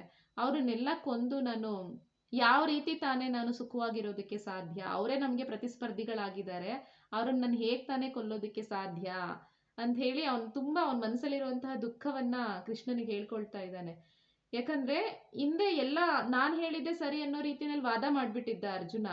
ಆದ್ರೆ ಈಗ ಎಲ್ಲೋ ಒಂದ್ ಕಡೆ ಅವನಿಗೆ ಅನಿಸ್ತಾ ಇದೆ, ಕೃಷ್ಣ ಬೈದಿದ ನಂತರ ಅವನು ಯಾವಾಗ ನಪುಂಸಕನ ರೀತಿನಲ್ಲಿ ನೀನು ಮಾತಾಡ್ತಾ ಇದೀಯಾ, ಪಂಡಿತರಾದಂಥವ್ರಿಗೆ ಇದು ಸರಿಯಾದದ್ದಲ್ಲ, ನೀನ್ ತಗೊಂಡಿರೋಂಥ ನಿರ್ಧಾರ ಸರಿಯಲ್ಲ ಅಂತ ಯಾವಾಗ ಬೈದ್ನೋ ಆಗ ಅರ್ಜುನನಿಗೆ ಅವನ ಮನಸ್ಸಲ್ಲಿದ್ದಂತಹ ದುಃಖವನ್ನ ಹೊರಗಾಗ್ತಿದ್ದಾನೆ. ಈ ತರ ಕನ್ಫ್ಯೂಷನ್ ಇದೆ ಅವನಿಗೆ, ಏನ್ ಮಾಡೋದು, ಈ ರೀತಿ ನನಗೆ ಅನ್ನಿಸ್ತಾ ಇದೆ, ಇವ್ರನ್ನೆಲ್ಲ ಕೊಲ್ಲೋದು ಸರಿಯಲ್ಲ ಅಂತ ನನಗೆ ಅನ್ನಿಸ್ತಾ ಇದೆ ಅಂತ ಹೇಳಿ ಅವನ ದುಃಖವನ್ನ ಹೇಳ್ಕೊಳ್ತಾ ಇದ್ದಾನೆ.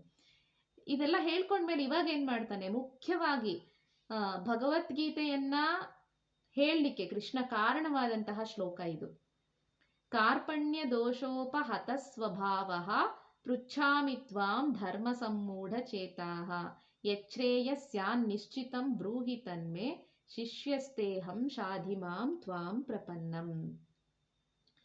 ಕಂಪ್ಲೀಟ್ ಆಗಿ ಶರಣಾಗತಿಯನ್ನ ಹೊಂದುವಂತಹ ಶ್ಲೋಕ. ಈ ಶ್ಲೋಕವನ್ನ ಹೇಳ್ಕೊಳ್ಬೇಕಾದ್ರೂ ಅಷ್ಟೇನೆ, ಈ ಲೈನ್ ಬಂದಾಗ ಶಿಷ್ಯಸ್ತೇಹಂ ಶಾಧಿಮಾಂ ತ್ವಾಂ ಪ್ರಪನ್ನಂ ಅನ್ನುವಂತಹ ಸಾಲು ಬಂದಾಗ ಕೈಗಳನ್ನ ಮುಗಿದು ತಲೆಬಾಗಿ ಆ ಶ್ಲೋಕವನ್ನ ಹೇಳ್ಕೊಳ್ಬೇಕು ಅಂತ ಹೇಳ್ತಾರೆ.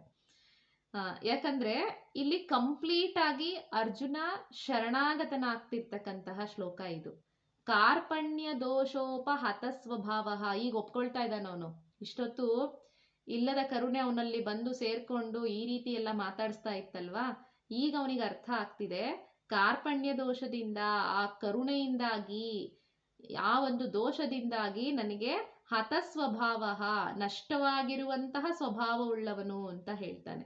ಅಂದ್ರೆ ಇಲ್ಲಿ ನಷ್ಟವಾದ ಸ್ವಭಾವ ಅಂದ್ರೆ ಅವನು ಕ್ಷತ್ರಿಯ, ಅವನ ಸ್ವಭಾವವನ್ನ ಮರೆತು ಕರುಣೆ ಅನ್ನೋದು ಅವನಲ್ಲಿ ಬಂದು ಕೂತ್ಕೊಂಡ್ಬಿಟ್ಟಿದೆ. ಆ ಒಂದು ಇಲ್ಲದ ಕರುಣೆಯಿಂದಾಗಿ ಅವನ ಮನಸ್ಸಿನಲ್ಲಿ ಧರ್ಮ ಯಾವುದು ಅಧರ್ಮ ಯಾವುದು ಅನ್ನೋದು ಸರಿಯಾಗಿ ಗೊತ್ತಾಗ್ತಾ ಇಲ್ಲ. ಯಾವುದನ್ನ ಮಾಡಬೇಕು, ಏನನ್ನ ಮಾಡಬಾರ್ದು, ಎರಡೂ ಸೈನ್ಯಗಳ ಮಧ್ಯೆ ಅಂತ ಅಲ್ಲಿ ಸಂಬೋಧನೆ ಮಾಡ್ತಿರೋದೇನೆ ಎರಡು ಸೈನ್ಯ ಮಧ್ಯೆ ಅಂದ್ರೆ ಧರ್ಮದ ಸೈನ್ಯ ಒಂದು ಕೃಷ್ಣ ಇರುವಂತದ್ದು, ಈ ಕಡೆ ಇರೋದು ಅಧರ್ಮದ ಸೈನ್ಯ. ಈಗ ಧರ್ಮದ ಜೊತೆ ಹೋಗಿ ಯುದ್ಧ ಮಾಡ್ಬೇಕಾ, ಅಧರ್ಮದ ಜೊತೆ ಹೋಗ್ಬೇಕಾ? ಅಧರ್ಮದ ಕಡೆ ಹೋಗುವಂತ ಮನಸ್ಸಿಲ್ಲ, ಧರ್ಮದಲ್ಲಿ ಯುದ್ಧ ಮಾಡುವಂತಹ ಮನಸ್ಸು ಕೂಡ ಇಲ್ಲ. ಈ ಮಧ್ಯದಲ್ಲಿ, ಈ ಸ್ಟೇಜಲ್ಲಿ ಅವನು ಇದ್ದಾನೆ ಇವಾಗ. ಹಾಗಾಗಿ ಅವನು ಕೇಳ್ತಾ ಇದ್ದಾನೆ, ನಾನು ಅಂದ್ರೆ ಮೋಹಿತನಾಗಿ, ಅಂದ್ರೆ ನನ್ನ ಈ ಚಿತ್ತ ಮನಸ್ಸು ಏನಿದೆ ಮೋಹಗೊಂಡ್ಬಿಟ್ಟಿದೆ, ಅದಕ್ಕೆ ಧರ್ಮ ಯಾವುದು ಅಧರ್ಮ ಯಾವುದು ಅನ್ನೋದು ನನಗೆ ಗೊತ್ತಾಗ್ತಾ ಇಲ್ಲ. ಈ ಕಾರ್ಪಣ್ಯ ದೋಷ ಅನ್ನೋದು ನನಗೆ ನನ್ನೊಳಗಡೆ ಸೇರ್ಕೊಂಡ್ಬಿಟ್ಟಿದೆ. ಹಾಗಾಗಿ ಈ ಒಂದು ಇದರಿಂದಾಗಿ ನನ್ನ ಮುಖ್ಯ ಸ್ವಭಾವ ಏನಿದೆ ಅದು ಏನು ಅನ್ನೋದೇ ನನಗೆ ತಿಳಿತಾ ಇಲ್ಲ. ಹಾಗಾಗಿ ಯಾವುದು ನನಗೆ ಶ್ರೇಯಸ್ಸು, ಯಚ್ಛ್ರೇಯಸ್ಯಾನ್ ನಿಶ್ಚಿತಂ ಬ್ರೂಹಿ ತನ್ಮೇ ಶಿಷ್ಯಸ್ತೇಹಂ ಶಾಧಿಮಾಂ ತ್ವಾಂ ಪ್ರಪನ್ನಂ. ಆದ್ರಿಂದ ನೀನೇನ್ ಮಾಡು, ನನಗೆ ನಿಶ್ಚಯವಾಗಿ ಯಾವುದು ನನಗೆ ಶ್ರೇಯಸ್ಸೋ, ಯಾವುದು ನನಗೆ ನನ್ನ ಸಾಧನೆಗೆ ಒಳಿತೋ ಅದನ್ನ ನೀನು ನನಗೆ ಹೇಳು. ನಾನು ನಿನಗೆ ಶಿಷ್ಯನಾಗಿದ್ದೀನಿ, ಶಿಷ್ಯಸ್ತೇಹಂ ಅಂತ ಹೇಳ್ತಾ ಇದ್ದಾನೆ. ನಾನು ನಿನಗೆ ಶಿಷ್ಯನಾಗಿದ್ದೇನೆ, ಹಾಗಾಗಿ ನೀನು ನನಗೆ ಶರಣಾಗತಿಯನ್ನ ಹೊಂದಿರ್ತಕ್ಕಂತಹ ನನಗೆ ನೀನು ಉಪದೇಶವನ್ನ ಮಾಡು. ಇಷ್ಟೊತ್ತು ನಾನು ಹೇಳಿದ್ದೆ ಸರಿ ಅಂತ ಅನ್ಕೊಂಡ್ಬಿಟ್ಟಿದ್ದೆ, ಈಗ ಅನ್ನಿಸ್ತಾ ಇದೆ ಅವನು ಬೈದಿರೋದು ನೋಡಿ, ಕೃಷ್ಣ ಹೇಳ್ತಿರೋದು ನೋಡಿ, ತಪ್ಪು ಅಂತ ಹೇಳ್ತಾ ಇರೋದನ್ನ ನೋಡಿ, ಏನನ್ನ ಮಾಡಬೇಕು ಏನ್ ಮಾಡಬಾರ್ದು ಅನ್ನುವಂತಹ ಒಂದು ಗೊಂದಲದಲ್ಲಿ ನಾನಿದ್ದೀನಿ. ನನಗೆ ದಯವಿಟ್ಟು ನೀನು ಹೇಳು, ಏನ್ ಮಾಡಬೇಕು ಏನ್ ಮಾಡಬಾರ್ದು ಅನ್ನೋದನ್ನ ದಯವಿಟ್ಟು ತಿಳಿಸು ಅಂತ ಹೇಳಿ ಕೃಷ್ಣನ್ಗೆ ಅವನು ಪೂರ್ಣವಾಗಿ ಶರಣಾಗತಿಯನ್ನ ಹೊಂದುತ್ತಾ ಇದ್ದಾನೆ. ಈ ಒಂದು ಶ್ಲೋಕ ಅಂದ್ರೆ ಇದನ್ನ ಇಲ್ಲಿ ಕಂಪ್ಲೀಟ್ ಆಗಿ ಅವನು ಈ ರೀತಿ ಎಲ್ಲವನ್ನ ಕೃಷ್ಣನಿಗೆ ಒಪ್ಪಿಸ್ಬಿಟ್ಟು ಶರಣಾಗತನಾಗಿದ್ರಿಂದಾನೇ ಕೃಷ್ಣ ಮುಂದೆ ಅವನು ಭಗವದ್ಗೀತೆಯನ್ನ ಬೋಧನೆ ಮಾಡಲಿಕ್ಕೆ ಸಾಧ್ಯ ಆಗಿದ್ದು. ಇಡೀ ಭಗವದ್ಗೀತೆ ಬರಬೇಕು ಅಂದ್ರೆ ಕಾರಣನೇ ಈ ಒಂದು ಶ್ಲೋಕ, ಈ ರೀತಿಯ ಒಂದು ಅವನಲ್ಲಿ ಇದ್ದಂತಹ ಶರಣಾಗತಿಯ ಭಾವನೆ. ನಮಗೂ ಕೆಲವೊಂದು ಸಂದರ್ಭದಲ್ಲಿ ಯಾವ ರೀತಿ ನಡ್ಕೋಬೇಕು, ಏನ್ ಮಾಡಬೇಕು, ಕೆಲವೊಂದು ಪರಿಸ್ಥಿತಿಗಳು ಎದುರಾಗತ್ತೆ. ಅದರಲ್ಲಿ ಯಾರು ನಮ್ಮ ಜೊತೆಗೆ ಇದು ಸರಿನಾ ತಪ್ಪ ಗೈಡ್ ಮಾಡೋರೇ ಇರೋದಿಲ್ಲ, ಮಾರ್ಗದರ್ಶನ ಮಾಡೋರೇ ಇರೋದಿಲ್ಲ. ಇದ್ರೂ ಕೂಡ ಅವ್ರು ಹೇಳಿದ್ದು ನಮಗೆ ಕೆಲವೊಮ್ಮೆ ಸಮಾಧಾನಕರ ಅಂತಾನೆ ಅನಿಸ್ತಿರೋದಿಲ್ಲ. ಆ ಎರಡರ ಮಧ್ಯೆ ಇದ್ಬಿಡ್ತೀವಿ ಕೆಲವೊಂದು ಸಮಯದಲ್ಲಿ. ಏನ್ ಮಾಡಬೇಕು ಏನ್ ಮಾಡಬಾರ್ದು, ಯಾವ್ದು ಸರಿ ಯಾವ್ದು ತಪ್ಪು ಅನ್ನೋದೇ ಗೊತ್ತಾಗೋದಿಲ್ಲ. ಅಂತ ಸಂದರ್ಭದಲ್ಲಿ ನನಗೆ ಯಾರು ಸರಿಯಾಗಿ ಮಾರ್ಗದರ್ಶನ ಮಾಡೋರಿಲ್ಲ, ನಾನೇನ್ ಮಾಡೋದು, ಯಾವ ರೀತಿ ನಾನು ಈ ಸಿಚುಯೇಷನ್ನ ಎದುರಿಸೋದು ಅಂತ ಹೇಳಿ ಅಂತ ಸಂದರ್ಭಗಳು ಪ್ರತಿಯೊಬ್ಬರಿಗೂ ಬಂದೇ ಬರುತ್ತೆ, ಬರಲೇಬೇಕು. ಮನುಷ್ಯ ಅಂತಂದ್ಮೇಲೆ ಈ ರೀತಿ ಗೊಂದಲಗಳು ಎಲ್ಲವೂ ಕೂಡ ಸಾಮಾನ್ಯವಾಗಿ ಇದ್ದದ್ದೇನೆ. ಆ ಸಮಯದಲ್ಲಿ ಏನ್ ಮಾಡ್ಬೇಕಂದ್ರೆ, ಯಾರು ಈಗ ನಮ್ಗಿಲ್ಲ ಅಂತ ಅನ್ಕೊಳ್ಳಿ, ಗೈಡ್ ಮಾಡೋರು ಯಾರು ಇಲ್ಲ, ಯಾರು ಹೇಳೋರಿಲ್ಲ, ನೀನ್ ಈ ದಾರಿನಲ್ಲಿ ನಡಿ, ಏನೋ ಒಂದ್ ಕೆಲಸ ಮಾಡ್ಬೇಕು, ಗೊಂದಲ ಇರುತ್ತೆ, ಮಾಡೋದಾ ಬೇಡವಾ ಏನ್ ಮಾಡೋದು ಅಂತ ಹೇಳಿ ಗೊಂದಲ ಇರುತ್ತೆ ನಮ್ಗೆ. ಆ ಸಮಯದಲ್ಲಿ ಈ ಶ್ಲೋಕವನ್ನ ಹೇಳ್ಕೊಳ್ಳೋದ್ರಿಂದ ಕಂಪ್ಲೀಟ್ ಆಗಿ ಅರ್ಜುನ ಯಾವ ಭಾವನೆಯಿಂದ ತನ್ನ ಇಡೀ ಒಂದು ಶರಣಾಗತಿಯನ್ನ ತೋರಿಸ್ಕೊಳ್ತಾ ಇದ್ದಾನಲ್ಲಿ, ನಾನು ನಿನ್ ಶಿಷ್ಯನಾಗಿದ್ದೀನಿ, ನೀನೇ ನನಗೆ ದಾರಿ ತೋರಿಸ್ಬೇಕು ಅಂತ ಹೇಳಿ ತುಂಬಾ ಕಂಪ್ಲೀಟ್ ಆಗಿ ಕೃಷ್ಣನಿಗೆ ಶರಣಾಗ್ತಾ ಇರುವಂಥದ್ದು. ಹಾಗಾಗಿ ಅಷ್ಟೇ ಭಕ್ತಿ ಭಾವದಿಂದ ನಮ್ಮ ಮನಸ್ಸಿನಲ್ಲಿ ಈ ರೀತಿಯ ಭಾವನೆಗಳು ಉಂಟಾದಾಗ, ಈ ರೀತಿಯ ಎರಡೂ ಕಡೆ ಈ ಕಡೆನೂ ಹೋಗಕ್ಕಾಗ್ತಿರಲ್ಲ, ಈ ಕಡೆನೂ ಹೋಗಕ್ಕಾಗ್ತಿರಲ್ಲ, ಏನ್ ಮಾಡ್ಬೇಕಂತ ಗೊತ್ತಿರಲ್ಲ, ಯಾರ ಹತ್ರ ಕೇಳಬೇಕು, ಕೆಲವೊಂದು ಸಮಸ್ಯೆಗಳಿಗೆ ಏನು ಉತ್ತರ, ಯಾರನ್ನು ಕೇಳೋದು, ಏನ್ ಮಾಡೋದು, ಆ ಸಮಯದಲ್ಲಿ ನಿರ್ಧಾರ ತಗೊಳ್ಳೋದಕ್ಕಾಗದೇ ಇರುವಂತ ಸಂದರ್ಭದಲ್ಲಿ ಈ ಒಂದು ಶ್ಲೋಕವನ್ನ ಹೇಳ್ಕೊಳ್ಳೋದ್ರಿಂದ ತಾನಾಗೆ ಅದಾಗದೇನೆ ಏನಾದ್ರೂ ಒಂದು, ಈಗ ಭಗವಂತ ನಮ್ಮೊಳಗಡೆನೆ ಇದ್ದಾನೆ ಅಂತ ಹೇಳ್ತೀವಿ, ಆತ್ಮಸ್ವರೂಪಿ ಪರಮಾತ್ಮ ನಮ್ಮೊಳಗೆ ಇದ್ದಾನೆ, ಅವನೇ ಏನಾದ್ರೂ ಒಂದು ರೂಪದಿಂದ ಯಾವುದಾದ್ರೂ ಒಂದು ರೀತಿನಲ್ಲಿ ನಮ್ಮ ಬುದ್ಧಿಗೆ ಆ ಒಂದು ಪರಿಹಾರವನ್ನ ಹೊಳೆಯೋ ಹಾಗೆ ಮಾಡ್ತಾನೆ. ಆ ಶರಣಾಗತಿ ನಮ್ಮಲ್ಲಿ ಇರ್ಬೇಕಷ್ಟೇನೆ. ಸೊ ಅಂತ ಸಂದರ್ಭ ಇದ್ದಾಗ ಇದು ಆವಾಗಲೇ ಹೇಳ್ದಾಗೆ ಗೀತೆ ಅನ್ನೋದು ಕೇವಲ ಕೇಳಿ ಬಿಡೋದಕ್ಕಷ್ಟೇ ಅಲ್ಲ, ಅದನ್ನ ಕೇಳಿಸ್ಕೊಂಡ್ಬಿಟ್ಟು ಸುಮ್ಮನೆ ಇದ್ರಲ್ಲಿ ಈ ರೀತಿ ಹೇಳಿದಾನೆ ಕೃಷ್ಣ, ಜಸ್ಟ್ ಅಷ್ಟೇ ಅರ್ಥ ಮಾಡ್ಕೊಳ್ಳೋದಲ್ಲ. ಶ್ಲೋಕ ಹೀಗಿದೆ, ಈ ರೀತಿ ಹೇಳಿದಾನೆ, ಈ ಕ್ಷಣಕ್ಕೆ ಕೇಳಿರ್ತೀವಿ, ಕೇಳ್ಬಿಟ್ಟು ಅದನ್ನ ಮತ್ತೆ ಇನ್ ಸ್ವಲ್ಪ ಹೊತ್ತೋದ್ರೆ ಈ ಕ್ಲಾಸ್ ಮುಗಿದ್ಮೇಲೆ ಮರ್ತೋಗ್ಬಿಡ್ತೀವಿ. ಈ ರೀತಿ ಇದೆ, ಈ ರೀತಿ ಶ್ಲೋಕದಲ್ಲಿ ಈ ರೀತಿ ಕೇಳ್ಕೊಂಡಿದ್ದಾನೆ, ಅಷ್ಟಕ್ಕಷ್ಟೇ ಸೀಮಿತ ಆಗಿರಬಾರ್ದದು. ಅದನ್ನ ನಮ್ಮೊಳಗಡೆ ಅನುಸಂಧಾನ ಕೂಡ ಮಾಡ್ಕೊಳ್ಬೇಕು. ನಮ್ಮಲ್ಲಿ ಯಾವಾಗಾದ್ರೂ ಈ ತರ ಗೊಂದಲಗಳು ಉಂಟಾದಾಗ ಈ ಶ್ಲೋಕವನ್ನ ಹೇಳ್ಕೊಂಡ್ರೆ ಖಂಡಿತ ಆ ಒಳ್ಳೆ ರೀತಿನಲ್ಲಿ ಏನನ್ನ ಮಾಡಬೇಕು ಮುಂದೆ ಅನ್ನುವಂತಹ ಪ್ರೇರಣೆ ತಾನಾಗೆ ಸಿಗ್ತಾ ಹೋಗುತ್ತೆ. ಇದಂತೂ ಖಂಡಿತವಾಗ್ಲೂ ಸತ್ಯವಾದಂತ ಮಾತು ಅಂತಾನೆ ಹೇಳ್ತೀನಿ. ಬೇಕಿದ್ರೆ ಟ್ರೈ ಮಾಡಿ ನೀವು. ನಿಮ್ಮ ಒಂದು ಜೀವನದಲ್ಲಿ ಏನಾದ್ರೂ ಗೊಂದಲಗಳು ಈ ರೀತಿ ಸೃಷ್ಟಿಯಾದಾಗ, ಯಾಕಂದ್ರೆ ಅನುಭವಿಸ್ಬೇಕಲ್ಲ, ಸಾಕ್ಷಾತ್ ಪರಮಾತ್ಮ ಹೇಳಿರೋ ಅಂಥದ್ದಿದು. ಅದನ್ನ ನಾವು ನಮ್ಮ ಜೀವನದಲ್ಲಿ ಅಳವಡಿಸ್ಕೊಂಡಾಗ ಆ ಅನುಭವನ ಪಡ್ಕೊಂಡಾಗ ಅಷ್ಟೇ ನಮಗೆ ಮೇನ್ ಆಗಿ ಮಾಡ್ಬೇಕಾಗಿರೋದೇ ಅದು. ಅನುಭವವನ್ನ ಪಡ್ಕೊಳ್ಬೇಕು.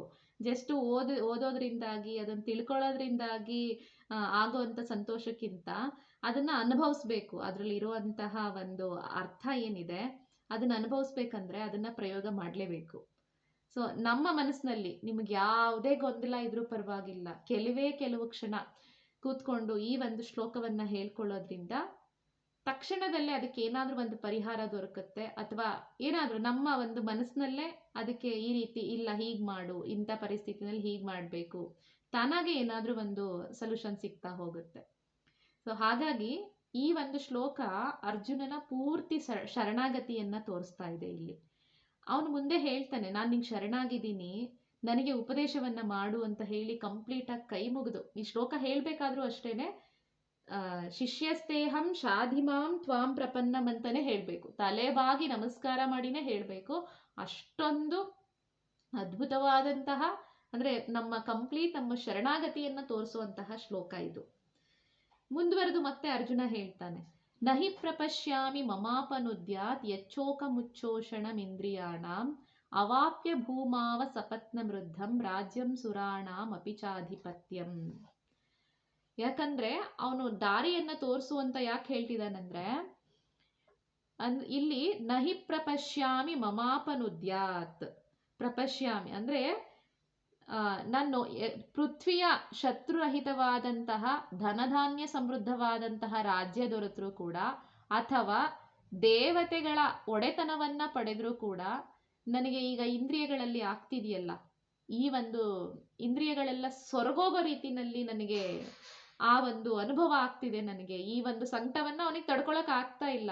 ನನ್ನವರು ಕೊಲ್ಬೇಕು ಇವ್ರನ್ನೆಲ್ಲ, ಗುರು ಹಿರಿಯರನ್ನ ಇಷ್ಟೊಂದೆಲ್ಲ ನನಗೆ ಸಹಾಯ ಮಾಡಿ, ಇಷ್ಟೊಂದೆಲ್ಲ ನನ್ನನ್ನ ಈ ಮಟ್ಟಕ್ಕೆ ಶ್ರೇಷ್ಠವಾದ ಧನುರ್ಧಾರಿಯಾಗಿ ತಂದು ನಿಲ್ಲಿಸಿದಂತಹ ಈ ಗುರು ಹಿರಿಯರನ್ನೆಲ್ಲ ಕೊಲ್ಬೇಕು ಅಂದ್ರೆ ಅರ್ಜುನನ ಮನಸ್ಸು ಒಪ್ತಾ ಇಲ್ಲ.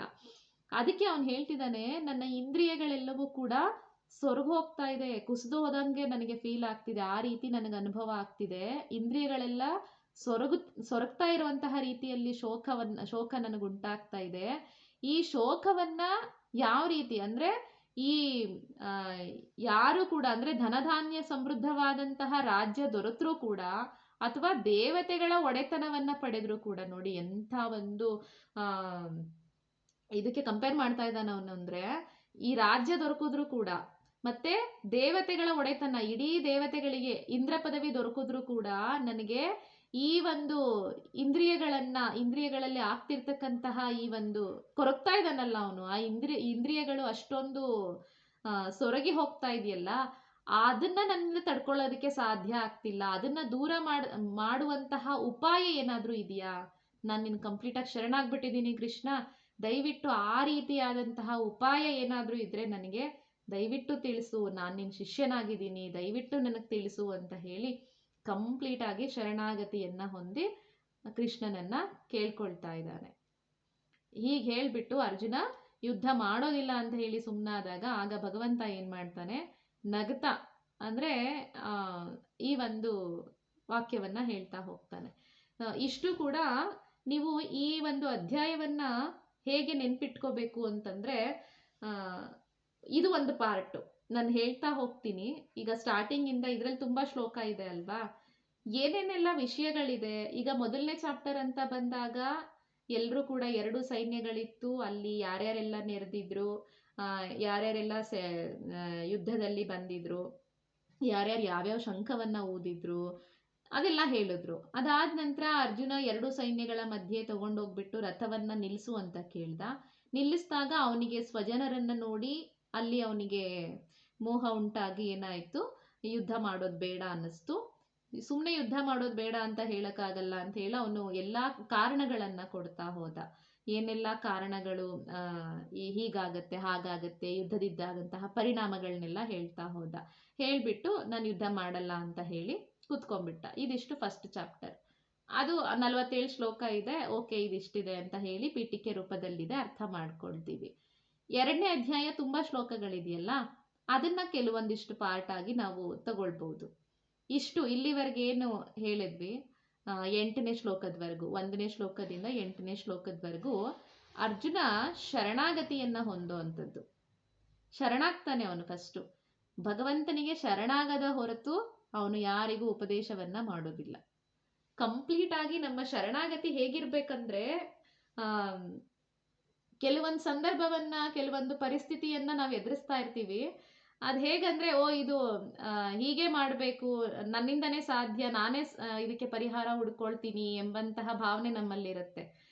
ಇಲ್ಲ, ಇದನ್ನ ಹೀಗೆ ಸರಿ ಮಾಡ್ಕೊಳ್ಬಹುದು, ಈ ದಾರಿಲಿ ಹೋದ್ರೆ ಸರಿ ಆಗ್ಬಹುದು, ಈ ದಾರಿಲಿ ಹೋದ್ರೆ ಸರಿ ಆಗ್ಬಹುದು, ಈ ರೀತಿ ಸಾಕಷ್ಟು ಪ್ರಯತ್ನ ನಾವು ಮಾಡಿರ್ತೀವಿ.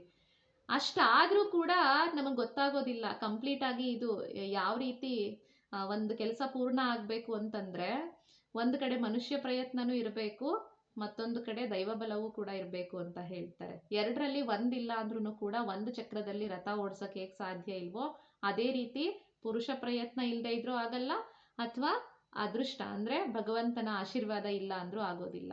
ಎಷ್ಟೋ ಸಮಯದಲ್ಲಿ ನಾವು ಅನ್ಕೊಂಡ್ಬಿಟ್ಟಿರ್ತೀವಿ, ಇದು ನಾನು ಹೀಗೆ ಪರಿಹಾರ ಮಾಡ್ಕೋಬಹುದು, ಇದಕ್ಕೆ ಈ ರೀತಿ ಸಮಸ್ಯೆ ಇದೆ, ಇದನ್ನ ನಾನೇ ಸರಿ ಮಾಡ್ಕೊಳ್ತೀನಿ ಅಂತ. ಏನ್ ಮಾಡೋಕ್ ಹೋದಾಗ್ಲೂ ಅದು ಸರಿ ಹೋಗಲ್ಲ ಅಂತ ಅಂದಾಗ ಕಂಪ್ಲೀಟಾಗಿ ಅಲ್ಲಿ ನಾವು ಅರ್ಥ ಮಾಡ್ಕೋಬೇಕು, ಇದು ನನ್ನ ಕೈಲಿಲ್ಲ. ಸಂಪೂರ್ಣವಾಗಿ ಭಗವಂತ ಏನ್ ಮಾಡಿಸ್ತಾನೋ, ಒಂದು ಸಿನಿಮಾ ರೀತಿ ಇದು. ಈ ಜೀವನ ಏನ್ ನಡೀತಾ ಇದೆ, ಏನೆಲ್ಲ ಆಗಬೇಕು ಅಂತ ಇದೆಯೋ ಅದೆಲ್ಲ ಫಸ್ಟೇ ಎಲ್ಲ ಕೂಡ ಸ್ಟೋರಿ ಬರೆದು ಆಗೋಗ್ಬಿಟ್ಟಿರುತ್ತೆ. ಆ ಸ್ಟೋರಿಯಲ್ಲಿ ಸ್ಕ್ರೀನ್ ಮೇಲೆ ಪ್ಲೇ ಆಗ್ತಿರುತ್ತಷ್ಟೇ. ನಾವು ದಕ್ಷಿಣಾಮೂರ್ತಿ ಸ್ತೋತ್ರದಲ್ಲಿ ನೋಡ್ತೀವಲ್ವಾ, ವಿಶ್ವಂ ದರ್ಪಣ ದೃಶ್ಯಮಾನ ನಗರಿ ತುಲ್ಯಂ ಅಂದ್ಬಿಟ್ಟು, ಈ ಇಡೀ ವಿಶ್ವ, ಇಡೀ ಜಗತ್ತೇನಿದೆ ಅದೆಲ್ಲವೂ ಕೂಡ ದೃಶ್ಯ. ಕನ್ನಡಿಯಲ್ಲಿ ಹೇಗೆ ಒಂದು ಕನ್ನಡಿಯಲ್ಲಿ ದೃಶ್ಯಗಳು ಕಾಣ್ತಿರುತ್ತೋ, ನಾವು ನಿಂತ್ರೆ ಎದುರುಗಡೆ ನಮ್ಮ ಪ್ರತಿಬಿಂಬ ಕಾಣ್ತಿರುತ್ತಲ್ವಾ, ಆ ರೀತಿ ಇವೆಲ್ಲವೂ ಕೂಡ ಕಾಣಿಸ್ಕೊಳ್ತಾ ಇದೆ ನಮಗೆ. ಸೊ ಇಂತಹ ಒಂದು ದೃಶ್ಯಗಳನ್ನ, ಅಂದ್ರೆ ಎಲ್ಲವನ್ನ ನಾವೇ ಸರಿ ಮಾಡ್ಕೊಳ್ತೀವಿ ಎಂಬಂತಹ ಭಾವನೆ ನಮಗೆ ಎಲ್ಲಿವರೆಗೂ ಇರುತ್ತೋ ಅಲ್ಲಿವರೆಗೂ ಕೂಡ ನಮಗೆ ಶರಣಾಗತಿ ಅನ್ನೋದು ಬರೋದೇ ಇಲ್ಲ. ಯಾವಾಗ ನನ್ನ ಕೈಲಿ ಏನೂ ಇಲ್ಲ, ಎಲ್ಲವೂ ಭಗವಂತನ ಇಚ್ಛೆ ಹಾಗೆ ನಡೀತಾ ಇದೆ, ತೃಣಮಪಿ ನ ಚಲತಿ ತೇನ ವಿನ ಅಂತ ಹೇಳ್ತೀವಲ್ವಾ, ಆ ರೀತಿ ಎಲ್ಲವೂ ಕೂಡ ಅವನ ಒಂದು ಹಿಡಿತದಲ್ಲೇ ಇದೆ ಅನ್ನೋದು ಯಾವಾಗ ನಮಗೆ ಗೊತ್ತಾಗತ್ತೆ, ಆಗ ನಮಗೆ ಶರಣಾಗತಿ ಅನ್ನೋದು ಬರುತ್ತೆ. ಕಂಪ್ಲೀಟ್ ಆಗಿ ಶರಣಾದಾಗ ಮಾತ್ರ ನಮಗೆ ಮುಂದೆ ಏನ್ ಮಾಡ್ಬೇಕು ಅನ್ನುವಂತಹ ದಾರಿ ಕಾಣೋದಕ್ಕೆ ಸಾಧ್ಯ. ಸೊ ಅದನ್ನು ಇಲ್ಲಿ ಅರ್ಜುನನಲ್ಲಿ ನಾವು ಕಾಣ್ಬಹುದು. ಅವನು ಪೂರ್ತಿಯಾಗಿ ಎಲ್ಲ ಹೇಳಿದ ನಂತರನೂ ಏನ್ ಮಾಡ್ಬೇಕು, ಏನ್ ಮಾಡಬಾರ್ದು ಎಂಬಂಥದ್ದು, ಧರ್ಮ ಯಾವುದು ಅಧರ್ಮ ಯಾವುದು ಯಾವುದು ನನಗೆ ಗೊತ್ತಾಗ್ತಿಲ್ಲ, ನನಗೆ ನೀನೇ ದಾರಿ ತೋರಿಸ್ಬೇಕು ಅಂತ ಹೇಳಿ ಅರ್ಜುನ ಯಾವಾಗ ಕೃಷ್ಣನಿಗೆ ಶರಣಾಗ್ತಾನೋ, ಈಗ ಕೃಷ್ಣ ನಿಜವಾಗ್ಲೂ ಅರ್ಜುನನಿಗೆ ಬೋಧನೆ ಮಾಡೋದಕ್ಕೆ ಶುರು ಮಾಡ್ತಾನೆ. ಸಂಜಯ ಹೇಳ್ತಾ ಇದ್ದಾನೆ, ಅರ್ಜುನ ಈ ರೀತಿ ಪೂರ್ತಿಯಾಗಿ ಶರಣಾಗಿರೋದನ್ನ ನೋಡಿ, ಏವ ಮುಕ್ತ್ವಾ ಹೃಷಿಕೇಶಂ ಗುಡಾಕೇಶಃ ಪರಂತಪ ನಯೋತ್ಸ್ಯ ಇತಿ ಗೋವಿಂದಂ ಉಕ್ತ್ವಾ ತೂಷ್ಣೀಂ ಬಭೂವಃ.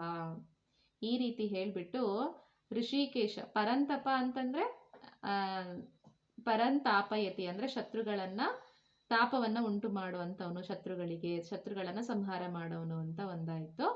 ಇನ್ನು ಇಲ್ಲಿ ಗುಡಾಕೇಶ ಎಂಬಂತಹ ಏವ ಮುಕ್ತ್ವಾ ಋಷಿಕೇಶಂ, ಋಷಿಕೇಶನಿಗೆ, ಋಷಿಕೇಶ ಅಂದ್ರೆ ಏನ್ ಹೇಳಿ, ಹಿಂದೆ ಹೇಳಿದ್ದೆ ಕ್ಲಾಸಲ್ಲಿ, ಇಂದ್ರಿಯಗಳ ಒಡೆಯ ಅಂತ. ಋಷಿಕ ಅಂದ್ರೆ ಇಂದ್ರಿಯಗಳು, ಇಂದ್ರಿಯಗಳಿಗೆ ಒಡೆಯನಾದಂಥವನು. ತನ್ನ ಇಂದ್ರಿಯಗಳೆಲ್ಲವೂ ಕೂಡ ಸೊರಗಿ ಹೋದ ಹಾಗೆ ನನಗೆ ಭಾಸವಾಗ್ತಿದೆ, ನನಗೆ ಏನೇ ಸಿಕ್ಕಿದ್ರು, ಈ ದೇವತೆಗಳ ಒಡೆತನ ನನಗೆ ಸಿಕ್ಕಿದ್ರು ಕೂಡ ಇದನ್ನ ನಾನು ಸರಿ ಮಾಡ್ಕೊಳ್ಳಿಕ್ಕೆ ನಂಗೆ ಆಗ್ತಿಲ್ಲ, ಇದನ್ನ ನನ್ನಿಂದ ಇದನ್ನ ದೂರ ಮಾಡುವಂತಹ, ಈ ಶೋಕವನ್ನ ದೂರ ಮಾಡುವಂತಹ ಉಪಾಯವನ್ನ ನನಗೆ ಹೇಳುವಂತ ಯಾರ ಹತ್ರ ಕೇಳ್ಕೊಂಡಿದ್ದ ಅರ್ಜುನ? ಋಷಿಕೇಶನ ಬಳಿ. ಋಷಿಕೇಶ ಅಂದ್ರೆ ಇಂದ್ರಿಯಗಳ ಒಡೆಯ. ಎಷ್ಟು ಚೆನ್ನಾಗಿ ಇದರಲ್ಲಿ ವ್ಯಾಸರು ಒಂದೊಂದು ಹೆಸರುಗಳನ್ನ ಆ ಒಂದು ಸಂದರ್ಭಕ್ಕೆ ತಕ್ಕಂತೆ ಬಳಸ್ತಾರೆ ಅಂತಂದ್ರೆ, ಇಂದ್ರಿಯಗಳ ಒಡೆಯ ಆದಂತಹ ಅಂದ್ರೆ ನಮ್ಮಲ್ಲಿ ಏನೇ ಒಂದು ಭಾವನೆಗಳು ಉಂಟಾಗ್ಬೇಕು ಅಂದ್ರೂ, ಇಂದ್ರಿಯಗಳಲ್ಲಿ ಏನೇ ಒಂದು ವ್ಯತ್ಯಾಸಗಳಾಗ್ತಿದ್ರು, ಎಲ್ಲವನ್ನ ಕಂಟ್ರೋಲ್ ಮಾಡ್ತಿರೋ ಅಂಥವನು ಭಗವಂತ. ಆ ಇಂದ್ರಿಯಗಳನ್ನೆಲ್ಲ, ಎಲ್ಲ ಇಂದ್ರಿಯಗಳನ್ನು ಕೂಡ ಕಂಟ್ರೋಲ್ ಮಾಡ್ತಿರೋ ಅಂಥವನು ಭಗವಂತ. ಸೊ ಅವನ ಹಿಡಿತದಲ್ಲಿ ಎಲ್ಲವೂ ಇದೆ. ಹಾಗಾಗಿ ಈ ಶರಣಾಗತಿಯನ್ನು ಕೂಡ ಇಲ್ಲಿ ತೋರಿಸ್ತಾ ಇದೆ. ಹಾಗೆ ಎಲ್ಲ ಇಂದ್ರಿಯಗಳ ಒಡೆಯ ನೀನು.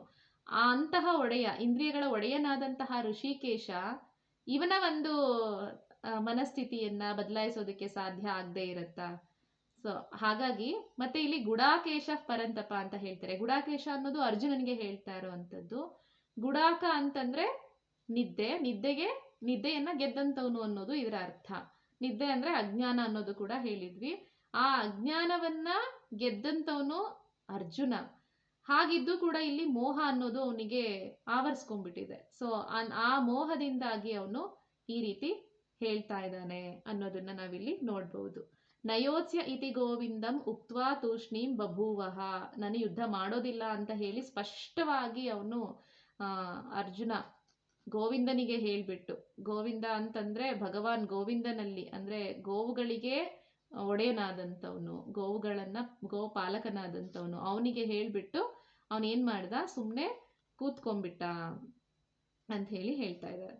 ಇನ್ನು ತಮುವಾಚ ಹೃಷಿಕೇಶ ಪ್ರಹಸನ್ನಿವ ಭಾರತ ಸೇನಯೋರುಭಯೋರ್ಮಧ್ಯೆ ವಿಷೀದಂತಮಿದಂ ವಚಃ. ಪ್ರಹಸನ್ನಿವ ಅಂದ್ರೆ ಮುಗುಳ್ನಗೋ ಅಂತದ್ದು. ಅರ್ಜುನ ಈ ರೀತಿ ಯುದ್ಧ ಮಾಡೋದಿಲ್ಲ ಅಂತ ಕೂತ್ಕೊಂಡ್ಮೇಲೆ ಕೃಷ್ಣ ನಗ್ತಿದ್ದಾನೆ, ಮುಗುಳ್ನಗ್ತಾ ಹೇಳ್ತಿದ್ದಾನೆ. ಇಷ್ಟೊತ್ತು ಅವನಿಗೆ ಈ ರೀತಿ ಯಾಕೆ ಮಾತಾಡ್ತೀಯಾ ಅಂತ ಹೇಳೆಲ್ಲ ಬೈದಿದ್ದಾಯಿತು ಅರ್ಜುನನಿಗೆ. ಕ್ಲೈಬ್ಯಂ ಮಾಸ್ ಮಗಮಃ ಪಾರ್ಥ ಅಂತೆಲ್ಲ ಹೇಳಿದಾಯಿತು. ಯಾಕೆ ನಿನಗೆ ಈ ರೀತಿಯ ಒಂದು ಬುದ್ಧಿ ಬಂತು? ಅಲ್ಲಿ ಪಾರ್ಥ ಅನ್ನೋ ವಿಶೇಷಣೆ ಕೂಡ ಕೊಟ್ಟಿದ್ರು. ನಾನು ಅದನ್ನ ಹೇಳೋದು ಮರ್ತೆ. ಪಾರ್ಥ ಅಂದ್ರೆ ಪೃಥೆಯ ಮಗ. ಆಗ್ಲೇ ಹೇಳ್ದಾಗೆ ಈ ಒಂದು ಬುದ್ಧಿ ಏನಕ್ಕೆ ಬಂತು ನಿನಗೆ ಪಾರ್ಥ ಅಂತ ಹೇಳ್ತಾನಲ್ವಾ ಅವನು. ಪೃಥೆಯ ಮಗ ನೀನು. ಯಾಕಂದ್ರೆ ಕುಂತಿ ಕೃಷ್ಣ ಸಂಧಾನಕ್ಕೆ ಅಂತ ಹೋಗಿದ್ದಾಗ ಕುಂತಿ ಏನಾದ್ರೂ ಹೇಳಿದ್ಲ, ನನ್ನಮ್ಮ ಏನಾದ್ರೂ ಹೇಳಿದ್ಲ ನಿನಗೆ ಕೃಷ್ಣ ಅಂತ ಧರ್ಮರಾಯ ಕೇಳ್ತಾನೆ. ಅದಕ್ಕೆ ಕೃಷ್ಣ ಹೇಳ್ತಾನೆ, ನಿನ್ನಮ್ಮ ನಿನಗೆ ಅಂತ ಒಂದು ಸ್ಟೋರಿಯನ್ನ ಹೇಳಿ ಕಳಿಸಿದಾಳೆ ಅಂತ ಹೇಳಿ ಹೇಳ್ತಾನೆ ಕೃಷ್ಣ. ಅದೇನಂದ್ರೆ, ವಿದುಲ ಎಂಬಂತಹ ಒಬ್ಬ ರಾಜಮಾತೆ ಇರ್ತಾಳೆ. ಆಕೆಗೆ ಒಬ್ಬ ಮಗ ಸಂಜಯ ಅಂತ. ಸಂಜಯ ಅಂದ್ರೆ ಇಲ್ಲಿ ಬರೋ ಅಂತ ಸಂಜಯ ಅಲ್ಲ, ಅದು ಕಥೆದಲ್ಲಿ ಬರೋ ಇನ್ನೊಬ್ಬ ಸಂಜಯ. ಅವನನ್ನ ಯುದ್ಧಕ್ಕೆ, ಈಗ ಅವನ ತಂದೆ ತೀರ್ಕೊಂಡ್ಬಿಟ್ಟಿರ್ತಾರೆ. ತಂದೆ ರಾಜ ಇಲ್ಲ ಅಂತಂದ್ಮೇಲೆ ಇವಾಗ ಅವನಿನ್ನೂ ರಾಜ್ಕುಮಾರ, ಚಿಕ್ಕವನು. ಆ ರಾಜ್ಯದ ಮೇಲೆ ಯುದ್ಧ ಸಾರೋದಕ್ಕೆ ಅಂದ್ಬಿಟ್ಟು ಪಕ್ಕದ ರಾಜ್ಯದವರು ಬಂದಿರ್ತಾರೆ, ಅಂದ್ರೆ ಯುದ್ಧ ಮಾಡ್ಲಿಕ್ಕೆ ಅಂತಂದ್ಬಿಟ್ಟು. ಆ ಸಂದರ್ಭದಲ್ಲಿ ಇವನಿಗೆ ಭಯ ಆಗ್ತಿರುತ್ತೆ, ಚಿಕ್ಕವನಲ್ವ ಇನ್ನೂನು, ಹೇಗೆ ಯುದ್ಧ ಮಾಡಬೇಕು ಏನೋ ಅನ್ನೋದು ಗೊತ್ತಿಲ್ಲ. ಆದ್ರೂ ಕೂಡ ತನ್ನ ತಂದೆ ಇಲ್ಲದೆ ಇರೋದ್ರಿಂದಾಗಿ ರಾಜ್ಕುಮಾರ ಅಲ್ವ ಇವನು, ಯುದ್ಧ ಮಾಡಬೇಕು, ಎಲ್ಲ ತಯಾರಿಯನ್ನ ಮಾಡಿಕೊಂಡು ಅವನಮ್ಮ ಅವನಿಗೆ ಆರತಿಯನ್ನ ಮಾಡಿ ಕಳಿಸ್ಕೊಡ್ತಾಳೆ. ಅವನು ಯುದ್ಧ ಭೂಮಿಗೆ ಹೋಗ್ತಾನೆ. ಹೋಗಿದ ತಕ್ಷಣ ಆ ಅಷ್ಟೊಂದು ಸೈನ್ಯವನ್ನೆಲ್ಲ ನೋಡಿ ಹೆದರ್ಬಿಟ್ಟು ವಾಪಸ್ ಬಂದ್ಬಿಡ್ತಾನೆ. ವಾಪಸ್ ಬಂದಾಗ ಅವನು ವಾಪಸ್ ಬರ್ತಿರೋದನ್ನ ನೋಡಿ ಆಕೆ ಹೇಳ್ತಾಳೆ, ಅಲ್ಲಿದ್ದಂಥ ಸೈನಿಕರಿಗೆ ಆ ಕೋಟೆ ಬಾಗ್ಲನ್ನ ಮುಚ್ಚೋದಕ್ಕೆ ಆಜ್ಞೆ ಮಾಡ್ತಾಳೆ. ಆಗ ಕೋಟೆ ಬಾಗ್ಲನ್ನ ಮುಚ್ಚಿಬಿಡ್ತಾರೆ. ಇವನಿಗೆ ತುಂಬಾ ಬೇಜಾರಾಗತ್ತೆ. ಅಮ್ಮ ನಾನು ಬಂದಿದ್ದೀನಿ, ಬಾಗ್ಲು ತೆಗಿಯೋದಕ್ಕೆ ಹೇಳು, ನಾನು ಯುದ್ಧ ಮಾಡೋದಿಲ್ಲ, ನಂಗೆ ಭಯ ಆಗ್ತಿದೆ, ಕೋಟೆ ಬಾಗ್ಲು ಮುಚ್ಚಿಬಿಟ್ಟಿದ್ದಾರೆ, ತೆಗಿಯೋದಕ್ಕೆ ಹೇಳಿ ಅಂತೆಲ್ಲ ಕೇಳಿದಾಗ ಆಕೆ ಹೇಳ್ತಾಳೆ, ನೀನಿರೋದಕ್ಕಿಂತ ಸಾಯೋದು ಮೇಲು, ಹೊರಟೋಗಿ ಇಲ್ಲಿಂದ ನೀನು, ನನ್ನ ಮಗ ಇಲ್ಲ ಅಂತಾನೆ ಅನ್ಕೊಂಡ್ಬಿಡ್ತೀನಿ ಅಂತ ಹೇಳಿ ಬೈದ್ಬಿಡ್ತಾಳೆ. ಅವನು, ಏನಮ್ಮ ಈ ರೀತಿ ಮಾತಾಡ್ತಿದ್ಯಾ, ನಾನು ಬೇಡವಾ ನಿನಗೆ ಅಂದ್ರೆ, ಯುದ್ಧ ಮಾಡು ಅಂತ ಹೇಳಿ ಯುದ್ಧದಲ್ಲಿ ವೀರಸ್ವರ್ಗ ಪಡೆದ್ರು ಪರವಾಗಿಲ್ಲ, ಈ ರೀತಿ ಹೇಳಿ ತರ ಎದುರ್ಕೊಂಡು ಬಂದಿದ್ಯಾ ನೀನು, ನಿನ್ನ ಈ ಹೇಳಿತನವನ್ನ ನೋಡಿ ನನ್ನ ಮಗ ಅಂತ ಹೇಳ್ಕೊಳ್ಳೋದಕ್ಕೂ ನಂಗೆ ನಾಚಿಕೆ ಆಗ್ತಿದೆ, ಹೊರಟೋಗಿ ಇಲ್ಲಿಂದ ನೀನು ಅಂತ ಹೇಳಿ ಬೈದ್ಬಿಡ್ತಾಳೆ. ಅಮ್ಮನ್ ತುಂಬಾ ಪ್ರೀತಿಯಿಂದ ನೋಡ್ತಿದ್ದಂತ ಮಗನಿಗೆ ಅವಳ ಮಾತುಗಳನ್ನ ಕೇಳಿ ಸಹಿಸ್ಕೊಳ್ಳೋದಕ್ಕಾಗಲ್ಲ. ನಾನು ಅಮ್ಮನಿಗೆ ಬೇಡ ಅಂತ ಅಂದ್ಮೇಲೆ ಇಲ್ಲಿ ಇದ್ಕೊಂಡು ಏನ್ ಮಾಡ್ಬೇಕು, ಯುದ್ಧರಂಗದಲ್ಲೇ ಸಾಯೋಣ ಅಂತ ಹೋಗಿ, ಮೊದಲೇ ಅಮ್ಮನ ಮೇಲೆ ಕೋಪ ಇರುತ್ತಲ್ಲ, ಹೋಗಿ ಯುದ್ಧ ಮಾಡ್ತಾನೆ. ಯುದ್ಧ ಮಾಡಿ ಜಯ ಗಳಿಸಿದಾಗ ಅಮ್ಮ ಅವನು ಬರ್ಬೇಕಾದ್ರೆ ಬಾಗ್ಲಲ್ಲಿ ವಿಜಯದ ಆರತಿಯನ್ನ ಇಟ್ಕೊಂಡು ನಿಂತಿರ್ತಾಳೆ. ಅವಾಗ ಅವ್ನು ಕೇಳ್ತಾನೆ, ಆಗ್ಲೇ ಬಂದಾಗ ಈ ರೀತಿ ಮಾತಾಡ್ದಿಯಲ್ಲ, ನಾನು ಯಾಕೆ ನೀನ್ ಮಾತಾಡ್ದೆ ಅನ್ನೋದು ನಂಗೆ ಅರ್ಥ ಆಯ್ತು ಅಂತ ಹೇಳಿ. ಯಾಕಂದ್ರೆ ಆಗ ಅವಳಿಗೂ ಕೂಡ ಖುಷಿ ಆಗತ್ತೆ. ಯುದ್ಧ ಭೂಮಿಯಲ್ಲಿ ಯಾವತ್ತೂ ಕೂಡ ಎದ್ರುಕೊಂಡು ಹೋಗ್ಬಾರ್ದು, ಕ್ಷತ್ರಿಯನಾದಂತಹ ಗುಣ ಅಲ್ಲ ಅದು ಎದ್ರುಕೊಂಡು ಹೋಗೋ ಅಂಥದ್ದು. ನೀನು ವೀರತನದಿಂದ ಹೋರಾಡಿ ಬಂದ್ರೇನೆ ಅಲ್ಲಿ ಸತ್ರು ಕೂಡ ನಿನಗೆ ಸ್ವರ್ಗ ಪ್ರಾಪ್ತಿ ಆಗತ್ತೆ. ಹಾಗಾಗಿ ಹೇಳಿತನ ಅನ್ನೋದು ಯಾವತ್ತಿಗೂ ಕೂಡ ಒಳ್ಳೇದಲ್ಲ. ಈ ಒಂದು ಸ್ಟೋರಿನ ಕುಂತಿ ಕೃಷ್ಣನ ಬಳಿ ಧರ್ಮರಾಯನಿಗೆ ಹೇಳು ಅಂತ ಹೇಳಿ ಕಳಿಸಿರ್ತಾಳೆ. ಅಂದ್ರೆ ಧರ್ಮಯುಕ್ತವಾದಂತಹ ಯುದ್ಧ ಇದು, ಧರ್ಮಕ್ಕಾಗಿ ನಡೀತಿರುವಂತಹ ಯುದ್ಧ, ಇದರಿಂದ ಯಾವತ್ತೂ ಹಿಂದೆ ಸರಿಬೇಡ ಅಂತ ಹೇಳಿ ಎಲ್ಲರ ಪಾಂಡವರ ಸಮ್ಮುಖದಲ್ಲಿ ಕೃಷ್ಣ ಈ ಕಥೆಯನ್ನ ಹೇಳಿರ್ತಾನೆ. ಅದನ್ನ ನೆನಪು ಮಾಡೋ ಸಲುವಾಗಿ ಅಲ್ಲಿ ಪಾರ್ಥ ಅನ್ನೋ ಸಂಬೋಧನೆಯನ್ನ ಬರೋ ಅಂಥದ್ದು. ಕ್ಲೈಬ್ಯ ಮಾಸ್ ಮಗಮ ಪಾರ್ಥ, ಪಾರ್ಥ ಪೃಥೆಯ ಮಗ ನೀನು, ಆ ಪೃಥೆ ಈ ರೀತಿ ಹೇಳಿ ಕಳಿಸ್ತಂತವಳು ನಿನ್ ತಾಯಿ, ಅವಳು ಯುದ್ಧ ಮಾಡು ಅಂತ ಹೇಳಿ ನಿಶ್ಚಯ ಮಾಡಿ ಧರ್ಮ ಯುದ್ಧವನ್ನ ಮಾಡ್ಲೇಬೇಕು ಅಂತ ಹೇಳಿ ನಿನಗೆ ಕರೆ ಕೊಟ್ಟಂತವಳು, ಅಂಥವಳು ಮಗನಾಗಿ ನಿನಗೆ ಈ ರೀತಿ ನಪುಂಸಕತ್ವದ ತರ ಆಡ್ತಿದ್ಯಲ್ಲ, ನೀನು ನಪುಂಸಕನ ಹಾಗೆ ಮಾತಾಡ್ತಿದ್ಯಲ್ಲ, ಇದು ನಿನಗೆ ಸರಿಯಲ್ಲ ಅಂತ ಹೇಳಿ ಬೈದಿರ್ತಾನ ಅವಾಗ.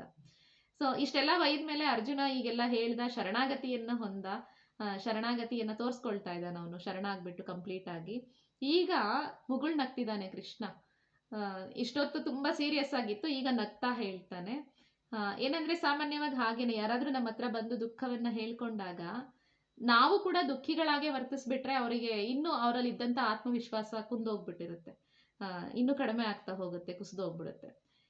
ಅವನೇನ್ ಮಾಡ್ತಾನೆ, ಅರ್ಜುನನಲ್ಲಿ ಈಗಾಗ್ಲೇ ಈ ತರ ಶರಣಾಗತಿಯನ್ನ ಹೊಂದಿದಾನೆ ಅವನು, ಈ ರೀತಿ ಮಾಡೋದು ಸರಿ, ಯಾವ್ದು ತಪ್ಪು ಯಾವ್ದು ಸರಿ ಅನ್ನೋದು ಗೊತ್ತಿಲ್ಲ, ತುಂಬಾ ದುಃಖದಲ್ಲಿದ್ದಾನೆ.